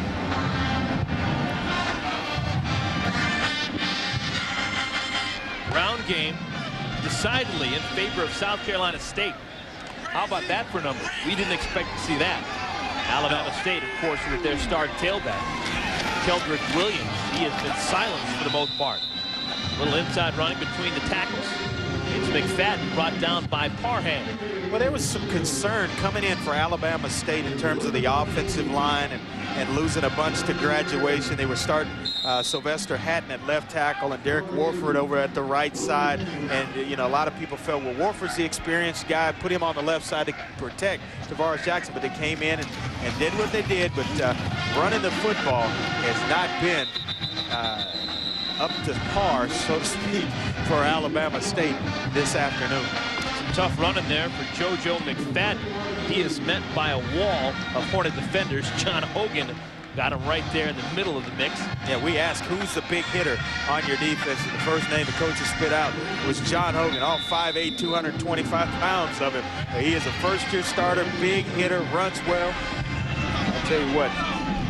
Billy Gresham will hit you too. Yeah, he will hit you as well. That guy was the preseason SWAC Defensive Player of the Year for Alabama State. On first down, again, they try and go between the tackles. And not a lot doing there, but they keep moving the chain. And I'll tell you what else they're doing. They're working that clock down. Because it's down to about 2 minutes left in this third quarter. You just want to eat off some time and keep the ball away from that Alabama State football team, because they know Tavares Jackson at any time could catch fire in this football game, and then it would spell some trouble. But when we talk about small victories, it'd be a small one here for Alabama State to hold for a field goal. Little fake. McCoy slips past one defender, tucks it under the arm, and gets maybe back to the line of scrimmage, maybe picks up a yard. Kerry Frazier didn't fall for the fake. He was the first man to put some hands on McCoy. I talked to Tony Pierce, the Alabama State defensive coordinator, and I said, what is the strength of your football team? He says speed. Speed's the strength, and there on that play, you see the pursuit show up. Those guys run very well defensively for Alabama State. 3rd down and goal. This is the Bulldogs' 6th trip inside the red zone. They only have 2 TDs thus far. Trying to get around the corner is Darby, and he is met with force. Dropped at the 5-yard line. It'll bring up a 4th down, and it looks like the field goal team will have to come on. So a good stop by the Hornets. They bent, but they didn't break. Absolutely, and you talk small victories inside of a big game in which you have to win sometimes, and instead of allowing 7 points, you have an opportunity to just give up 3. Maybe, who knows, you get a block here and a turnover and a big run back, but 3 points I think they'll settle for. And Grantham has hardly been Mr. Accurate so far today. He missed earlier from 32 yards. This an attempt of 22. He likes that distance a heck of a lot better. We may have roughing the kicker here, running into the kicker, and I don't know. This is going to be interesting. Personal foul. That's it, running into the kicker. Oh, that is not what you coach. They're going to say it's Jimmy Toussaint who ran into the kicker, and that's going to open up a whole different can of worms. Because out trots the offense again.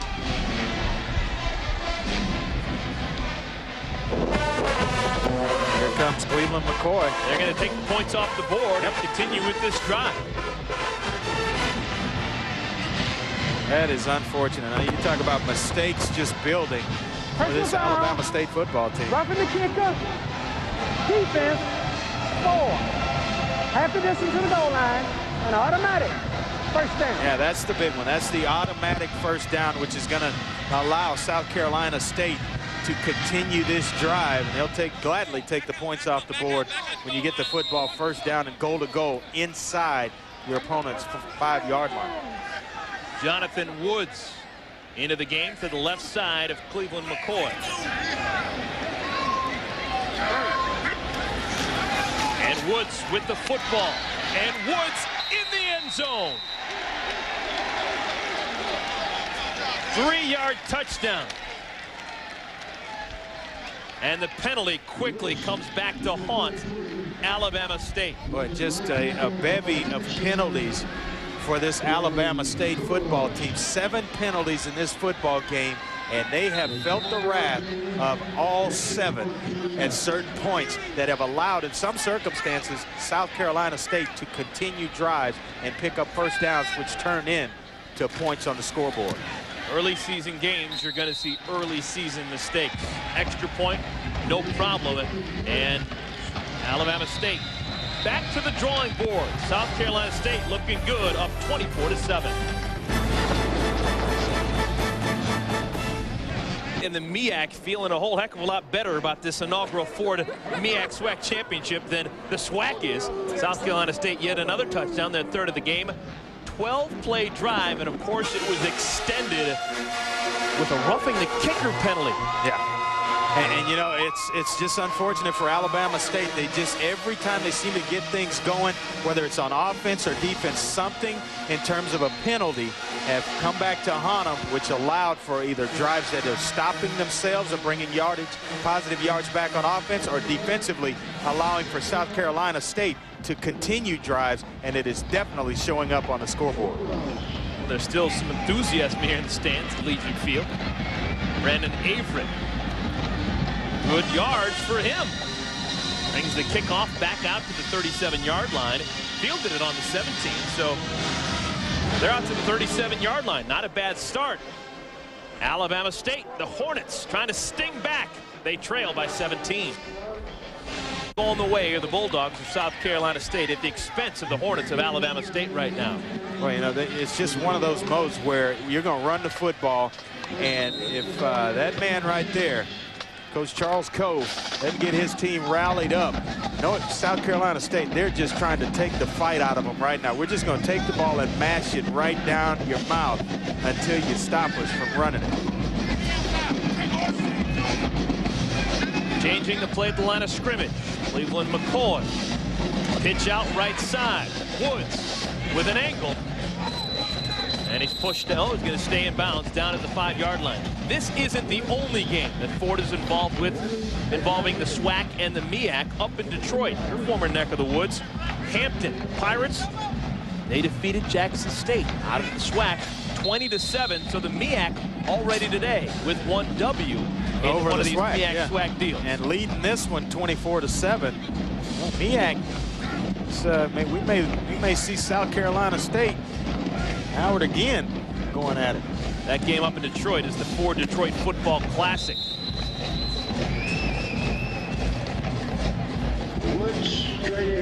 Your buddy Robert Porcher, who you played with, with Detroit, involved in both these contests. Of course, Robert Porcher, longtime All-Pro with the Detroit Lions. He played at South Carolina State and now heavily involved in the Detroit Football Classic up there in the Motor City. Yeah, he was one of our first-round picks. I guess it was would have been my 3rd year there, and got to play a lot of snaps with Porcher, and you know, he just, when I think about Robert Porcher, just a hard-nosed worker, big football player, and just a tremendous guy. You see that he is giving back to the community on the part through a football game, and he's got a lot of other business interests in the Detroit area as well. So Demetrius Derrico has not given up. He has made some plays here in the second half. That breaks up a 3rd down and goal, and it's going to force the the field goal unit to come on for South Carolina State. And right now, what's McCoy listening to? Well, you know, it's just protect the football right now. You don't want to make a mistake and give away a freebie to Alabama State and allow them any momentum to get themselves back in this football game. They just want him to manage the football game at this point in time. Grantham, 21-yarder. Snap wasn't the best in the world, but Grantham makes it count for 3. It is now 27-7, 10-12 remaining here in this inaugural Ford MEAC SWAC Challenge. Well, there's history and much to be learned here in Birmingham, Alabama. Coming up, both South Carolina State and Alabama State get a tour of a part of Birmingham's past.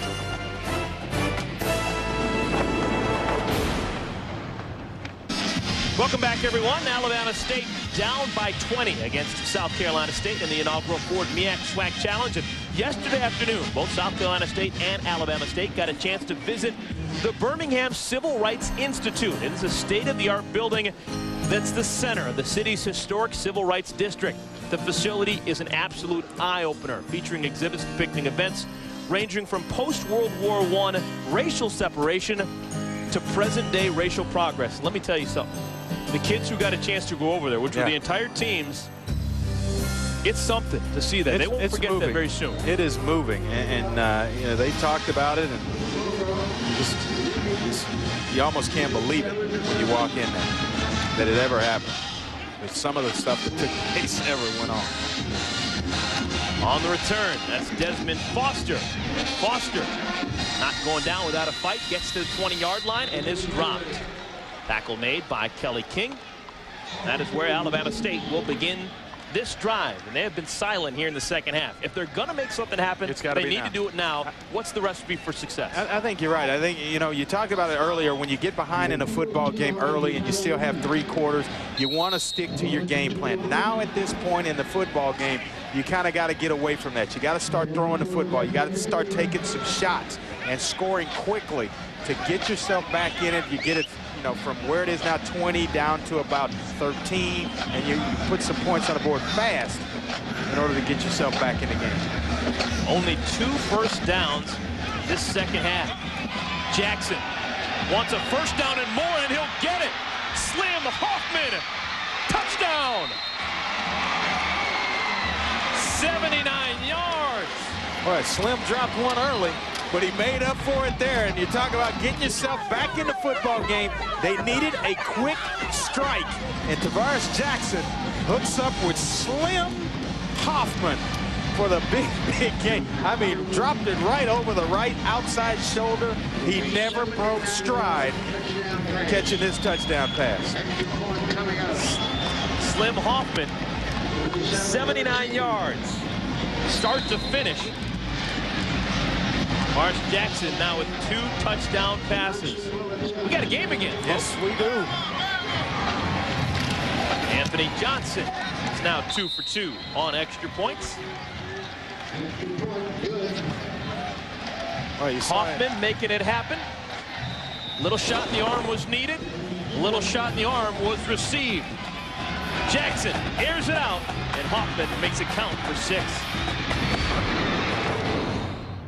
All season long, the conference changes, how things are going to be affected. In Conference USA and the Big East, A lot of the changes. ACC. A lot of schools changing conferences this season. Kind of adds fresh life to the whole college football. It does. Andre, what happened on that last touchdown? Break it down for us. Well, you're going to see 3 deep coverage on the part of South Carolina State. You have the free safety playing up in the middle, inside position by the corner here. It's just a fly pattern on the outside. He looks him off. Tavares Jackson does a good job with his eyes. Frees it right there. You see him looking left. He comes back out. Now he's got one-on-one matchup out here. He lets it go, and it is a huge home run. Tell you what, Slim never broke stride catching that one. Inside running, McFadden gets down to the 20-yard line, and if my eyes weren't deceiving me, it looked an awful lot like Jerry Rice, one of the SWAC's all-time finest. Take a look at some video of Jerry back in the day playing for Mississippi Valley State. He and Willie Totten, they had a pretty good thing going on down there in Itawamba, Mississippi. At one point, 24 catches in one game against Southern University. Wow. In total, 50 career touchdown catches, 301 grabs in a 4-year career. It was almost like he was playing in that offense with you down in Houston. I tell you what, he didn't just start doing it when he got to the San Francisco 49ers. He owns every receiving record in the NFL, but look at this. 301 receptions at SWAC all-time record, 50 career touchdown receptions, which is also a record. And there it is, the 24 receptions in a single game that you talked about against Southern back in 1983. Unbelievable for Jerry Rice. And that was 21 years ago that he graduated from Mississippi Valley State. You would have thought that the video was black and white, and he's still playing. He just today officially made the roster of the Denver Broncos. So tip of the cap to good old number 80. 33-yard field goal attempt is no good. Misses the mark, wide left. I tell you what, Alabama State, another small win in this football game. You saw the big play on the part of Tavares Jackson, the last possession out.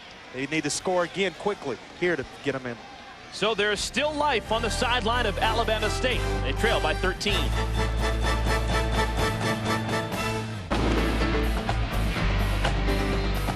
The Ford MEAC SWAC Challenge continues from Birmingham, Alabama. We are at historic Legion Field, built back in 1926.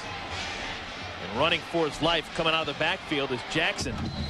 Gets out close to the 30-yard line, so making something out of nothing. I tell you what, he showed me something right there. He was kind of collared back in the backfield, and he throws a move on James Simmons, a linebacker from South Carolina State, and I mean, just got by him and was able to gain about 8-9 yards on the play.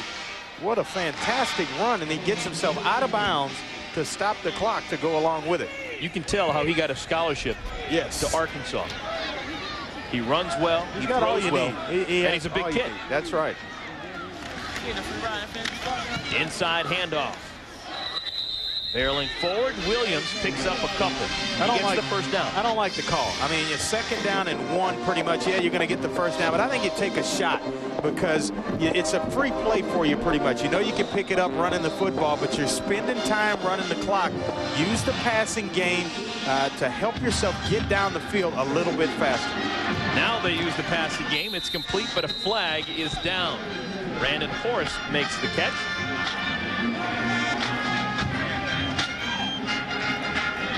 One thing that Alabama State has going for them is they are with the win for the rest of regulation. Yeah, and formation has dictated one-on-one coverage again outside by Lorenzo Hoffman on David Broom, who we beat for that big long touchdown earlier on the last possession. So look out for that matchup again, and Tavares Jackson going at him one more time on the outside.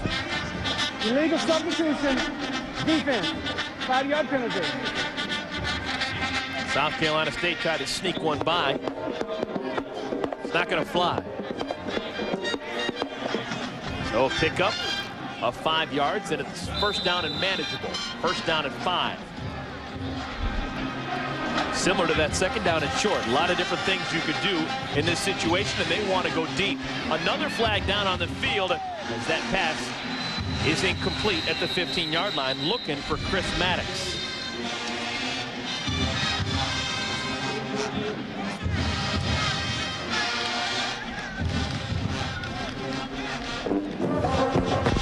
Offside, defense, 96.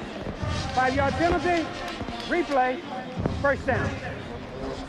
Coming up next on ESPN2, top-ranked USC tries to flex their muscle here in 2005, looking for the 23rd consecutive win. Can the Hawaii Warriors stop the Trojans, led by Matt Leinart, Reggie Bush, Lendell White? College Football Saturday Primetime is part of Back on Campus, presented by State Farm on ESPN2.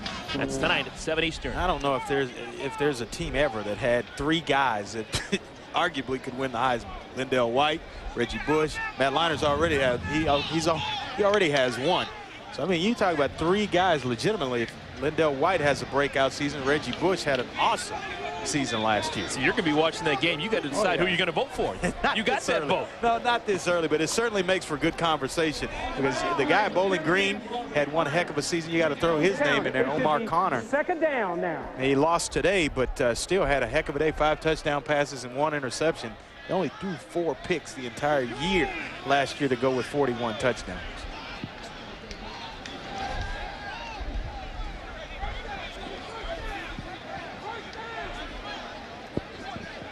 The Hornets of Alabama State representing the SWAC. Trying to stay in this game. Time running down underneath 7 minutes to play. Jackson out to the flat. Good move is made. Diving across midfield is Alvis Robinson. I was going to start screaming, get out of bounds, but the clock stops automatically when he picks up the first down. Now, as an offense, you just got to have a play in your back pocket and ready to go. Once those chains are set and the whistle blows, go ahead. Another flip out left side. Flags are down. And pass is incomplete. Another illegal substitution on the part of South Carolina State. See, this is why I like the no-huddle offense.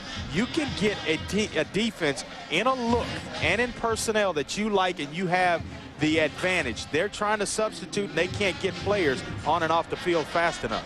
You got illegal participation, 12 players on the defense, 15 yards from the previous spot, and because of the yardage gained from the penalty, first down. You see how they're all standing around here once the chains are set and they move the ball? Get up there, get to the line of scrimmage, get yourself a free throw. You're going to have somebody wide open, get up, get set. They're still trying to run players on and off the field to offset the formation that you have. Why not take a free shot? 3 defensive penalties this drive for South Carolina State, and they need to take another timeout because once again they had too many players on the field. On your screen, you saw someone just frantically trying to get to the sideline. Yeah, Calvin Epps, and he bypassed every coach on the sideline, went all the way to the Gatorade bucket. He was running so fast, couldn't he slow himself down. There is Buddy Pugh, now in season number 4, 1975 graduate of South Carolina State University. ESPN's Stuart Scott, he served as the master of ceremonies yesterday afternoon at an event that Andre, you and I were at. Yeah. It was the Ford MEAC SWAC Challenge kickoff luncheon and coaching London. Coach Herman Boone, he was the keynote speaker. Young people from these 2 esteemed universities, win or lose or draw tomorrow, you've already made history. That standing ovation was legitimate. Boone, his inspirational story is the head football coach at T.C. Williams High School in Alexandria, Virginia. Back in 1971, before these kids were born, it was captured in the Disney film Remember the Titans, starring Denzel Washington. One of my favorites. I mean, and I tell you what, yesterday you could see why he was able to do what he did as a coach, integrating 2 schools, an all-white school and an all-black school, and then they come together and win. They go 13-0 in a year and win the state championship. He is an inspiration, and I tell you, I enjoyed listening to him at that luncheon yesterday. First down and 10. Jackson Jackson loses the football. Picked up, going the other way. This has got a chance for 6. Eric Turner. In. Touchdown, South Carolina State. This may come back for a block in the back. This may be a break for Alabama State. Boy, it was very close to his arm coming forward. Tavares Jackson, and he is down in the end zone. 44, receiving team. 10 yards from the spot of the foul. First down. Eric Turner is going to be one upset hombre. He was chugging down that field, and it's all for naught. It's going to be pushed back. He's still happy. The Bulldogs still have the football, but it is not the touchdown that he wanted. Well, you watch the hit here. You see him just back and pumping, and it's just about to come forward with a big hit. And look at Eric Turner. They have him listed at 260. I guarantee you he weighs more than 260. At some point, he was 260, and that's the quarterback, Jackson. Yeah, Terrence Bennett was the guy that delivered the blow to force the fumble on Tavares Jackson, and who's just getting up in the end zone. Well, give Jackson an A for effort. Fumbled the football, didn't give up on the play. Hightailed it back to the end zone. He was the one who brought down Turner in the end zone. But the penalty will move the football back. But still, South Carolina State will have possession of the football. And possession is huge right now. Up by 13 with only 6.5 minutes to play. You need the football. You need to score quickly. And now Alabama State, their defense is going to have to force a turnover to get them this football and give them a chance to work themselves a little bit closer. They're going to have a chance here at the end of this ball game. Last season for Jackson and Alabama State was a magical one. They're the 2004 SWAC champions. That was their first SWAC championship since 1991. They won the Eastern Division of the SWAC, finished 6-1 in conference, and then took down the Southern Jaguars in the championship game. Jonathan Woods, the carry for the Bulldogs, gets to the 36-yard line. Let's go back to the studio and Matt Weiner. Matt, what's going on? Urban Meyer knows a thing or two about the Wyoming Cowboys. I thought that would be a tough ball game to open up with for Florida. There you see him, the AP poll, sitting at number 10. Flag flies as JoJo McFadden is brought down for a loss by Kerry Frazier, but we'll have to sort this one out and see exactly what happened.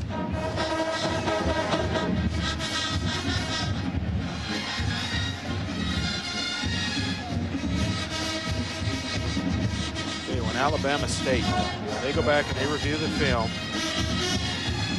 The first thing they're going to point to are turnovers. Holding, offense, 78.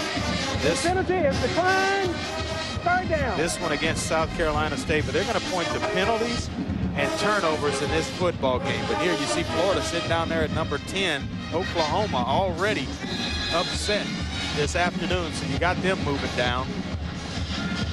Scores still coming in. I think maybe Tennessee took care of business earlier this afternoon. They had a fight against UAB. Ohio State victorious over the MEAC's Miami Redhawks. Battle for Ohio. Third down at 12. All at 11.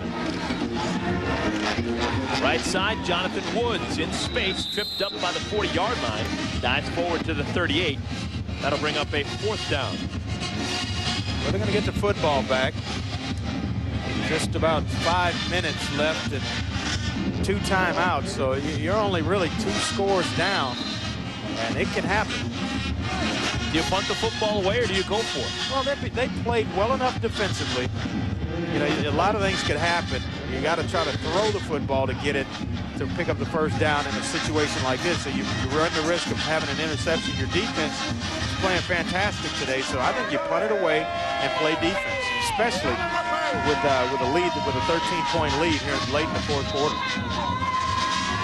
They may even try to take a penalty here. Delay of game. Yep. Offense, 5 yards, fourth down. So they'll lose 5 yards because of the penalty, but no worries there. Don't mind that at all. Give them a little bit extra wiggle room. Want to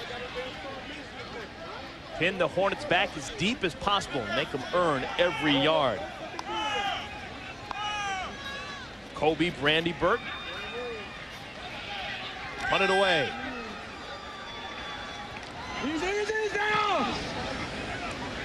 High kick. And his best kick of the day goes into the end zone, so it'll be a touchback. The ball will be on the 20-yard line. Timeout on the field. Let's take this time to go to Dave Barnett, a preview of USC and Hawaii. Matt Leinart, a year ago, he was banged up. They say he's healthy now. Yeah. I wonder what he's going to do when he's healthy. Well, I tell you, he's been awesome for 2 seasons in a row, and going for a third national championship. That is just unheard of. Had an elbow problem that was corrected with surgery during the offseason. Didn't throw much over the last couple of months, but they say he's ready to go. Catch out to Lorenzo Slim Hoffman. Jackson continues to roll here in the second half. USC, 22 consecutive wins. Utah, they won again last night. Yep. Who needs Urban Meyer? They've now won 17 consecutive games. Yeah, Iowa, they win today 56-love in their opener. Passes high and in a dangerous area of the field. They're fortunate not to have that ball picked off. David Broom almost had himself a gift interception, pass intended for Maddox. You know, as funny as this might sound, this game is long from being over. They have a quick score here. There's 4 minutes left in this game, and if they could save the timeouts with a quick score, I mean, man, they've got plenty of time to get themselves back in this football game. They just need to score here in this drive. Hornets still have 2 timeouts remaining. Another pass that sails high, and it'll bring up a 3rd down and 10. Boy, did he take a shot from Calvin Epps. Calvin Epps, a former walk-on, started his career as a student manager, just kept working, and now he's a starter, and this is an exciting day for him. Watch this lick. Boom. As a quarterback, you do not want to feel those, especially late in the ballgame. It's kind of like tenderizing meat. It's now 3rd down and 10. If they don't get this, is it 4 down territory? Oh, yeah. I think you got, well, I don't know. There's still 4 minutes left in this football game. And you got the timeouts. They're going to have to make a decision now. It's 4th down and 10, intended for Alvin Robinson, and really nothing went well in that play. Here's what you do to make it 4 down territory. If you can get anything on 3rd down to get you to 3rd and medium, 4th and medium, or 4th and short, I think you go for it. Here, when it's 4th down and 10 with 3 minutes, you're almost surrendering the game if you don't make it. And I think this is a good call on the part of Coach Coe. Punt the football, try to get a quick turnover or a 3 and out. You still have 2 timeouts left in the game in order to get you to 3rd medium, 3rd short. You got to go for it on 4th. But here, this is a smart play. Whistle before the snap.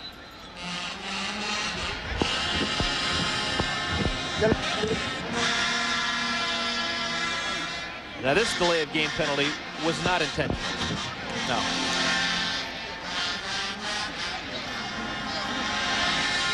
You can start to see the body language a little bit of the Alabama State football player just kind of meandering around. It's not that spark that we saw earlier in the game. Look at the body language of South Carolina State, and it exudes confidence. Anthony Johnson. High kick. Darby. Fair catch on the 30-yard line. Let's go back down to the field. And Quint, what's happening down there now? Well, Eric, when you think about South Carolina State football, you think about guys like Harry Carson, who played for the Giants, and Donnie Shell of the Pittsburgh Steelers, and this guy right here, John Gilliam, wide receiver with the St. Louis Cardinals. That's where the Cardinals were way back when. And, John, what does it take for a guy from this conference, from the MEAC, to make it in the NFL? Well, first of all, he has to have ability, hard work, and determination. When you come back to these games, what's the first thing? What's the most enjoyable factor for you coming back? Well, you know, I get a chance to see a lot of my old friends, a lot of guys that didn't play in the NFL. They come back to the game, and it's always nice to come back and hang out with them. You're living in Atlanta. This is a 2-hour drive. Do you like what you're seeing from your Bulldogs? I do. I'm very proud of my team today. I think 2 or 3 more games, it'll be a good team. John Gilliam, 4-time Pro Bowler with the St. Louis Cardinals. He played for South Carolina State. Thanks, Quentin. When you talk about defensive players at South Carolina State, it's almost like a who's who throughout the years. Donnie Shell, Deacon Jones, he was a heck of a player, Hall of Famer. Yeah, Art Shell at Maryland Eastern Shore, and you mentioned Harry Carson, Deacon Jones, Marion Motley, Nate Newton at Florida A&M. Sure. Boy, this is a lot of talent, but he mentioned the fact that in a couple of games that South Carolina State's going to be even better. I have to agree with him because they got a young quarterback who's got some confidence now in Cleveland McCoy. They're going to get better as a football team as he develops at that position. Jonathan Woods brought down by Charles Parham. That'll bring up a 3rd down and 18. They've got a big, experienced offensive line that they had 4 starters coming back. James Lee, the transfer from Georgia, is filling in nicely. 6'6", 300 pounds at left guard for them, so they'll be able to run the football, protect Cleveland McCoy. They did a good job of that this afternoon. I think they got to him one time in this football game. That's it. 3rd down and long. A little bit shaky on the handoff. He's fortunate to keep the football and go down as Baker. Didn't keep the football. 2 times it's popped out. Unfortunately for Alabama State, they weren't the guys jumping on it. They're using a timeout. They got 2 minutes left. They're going to need that quick strike. Timeout in the field. We will take timeout with Alabama State. 2:05 remaining. South Carolina State on top by 13. Defensive lineman, graduated, moved on to the NFL. They have holes to fill. Brandon Avery is back. Wanted to pick it up. Definitely wanted to pick it up, but thought better of it. Ball is down at the 37-yard line. Andre, coming into today's game, Alabama State knew that they would have trouble on both lines. Talked to the coaching staff, and they felt that there was questions on their offensive line and defensive line going up against a solid offensive and defensive line for South Carolina State. Well, they knew this game would be decided in the trenches, and offensively, they just never really could get themselves in sync. Tavares Jackson has taken a lot of punishment. Even when he's able to get the football off and away, he's still taking hits. So they're young up front. Ryan Beneby being the most experienced guy back on that offensive line for him. Derek Warford, the right tackle, was suffered from the flu most of fall camp, so he just practiced for the first time last Friday. Jackson is just mauled in the backfield. Terrence Bennett all over it.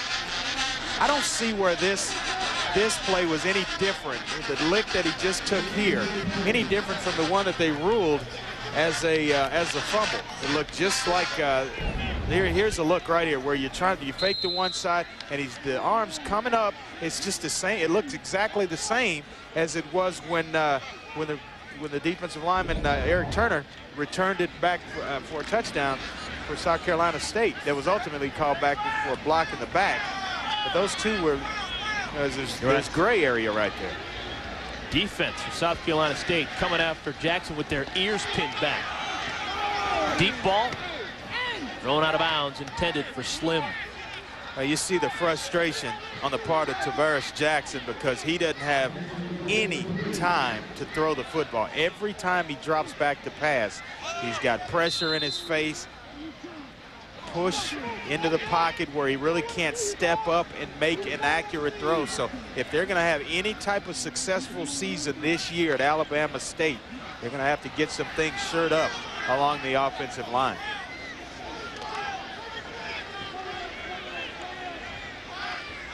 There's Jackson 0 for his last 5. Stays in the pocket and whistles one high and through the fingertips of awaiting Lorenzo Hoffman. And Jackson's realizing that this may not be his day. We are here in Birmingham, Alabama for the inaugural Ford MEAC SWAC Challenge. Alabama State out of the SWAC trailing South Carolina State out of the MEAC alongside Andre Ware with Mick Pesnick. I am Eric Collins, thrilled to bring you this event immediately following our game right here on ESPN2. College football primetime comes your way. The top-ranked team in the country, the men of Troy, USC, taking on Hawaii, the Warriors, trying to give them a Hawaiian beatdown down on the Big Island.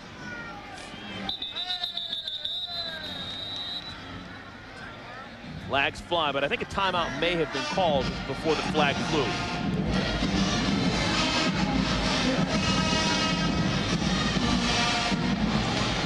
Charles Coe still coaching. One of those situations, it's early in the season. You still got a whole lot of schedule remaining.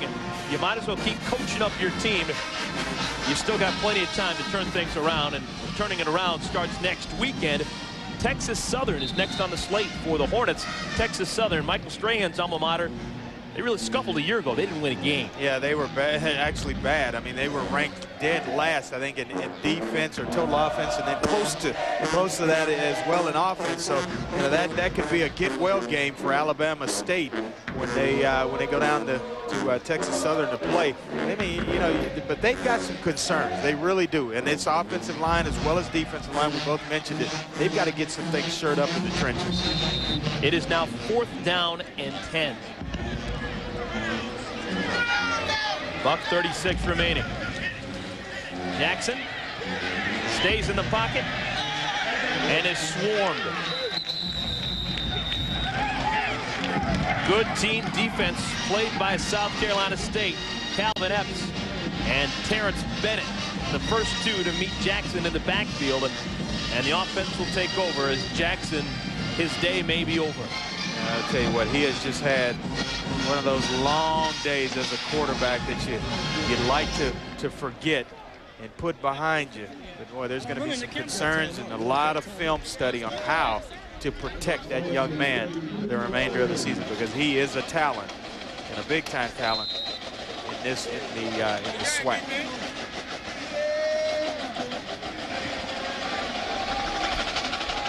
.128 remaining. Victory formation. Cleveland McCoy takes a knee. It's every coach's favorite formation. They practice it every week, and you'd like to be the team taking that knee at the end of a ball game. I think the thing that's important for Alabama State is to kind of hold together. I mean, it's the first ball game. You made a lot of mistakes, a lot of penalties. Those things can be cleaned up. And then you start to go from there to your questions along both line fronts, the offensive line and the defensive line. You got to stick together. It's a long football season. McCoy takes another knee. A year ago, Marsh Jackson and Alabama State 10-2. They were the SWAC champions. They took down the Southern Jaguars in the championship game. Still plenty of season remaining for them. On the other sideline, South Carolina State, they finished on a high note. A year ago, they were co-MEAC champs along with Hampton. They were 9-2 a year ago, and so far, so good for South Carolina State. They look pretty darn in midseason form right now. Well, we're winding down here at the inaugural Ford MEAC SWAC Challenge. We hope you enjoyed it. It was a whole heck of a lot of fun. The final score, South Carolina State wins 27-14 over Alabama State. This has been a presentation of ESPN, worldwide leader in sports. The fans in Tallahassee are getting ready for their season opener as the Rattlers of Florida A&M get prepared to take on the Hornets of Delaware State. We're at Bragg Stadium for prime time football.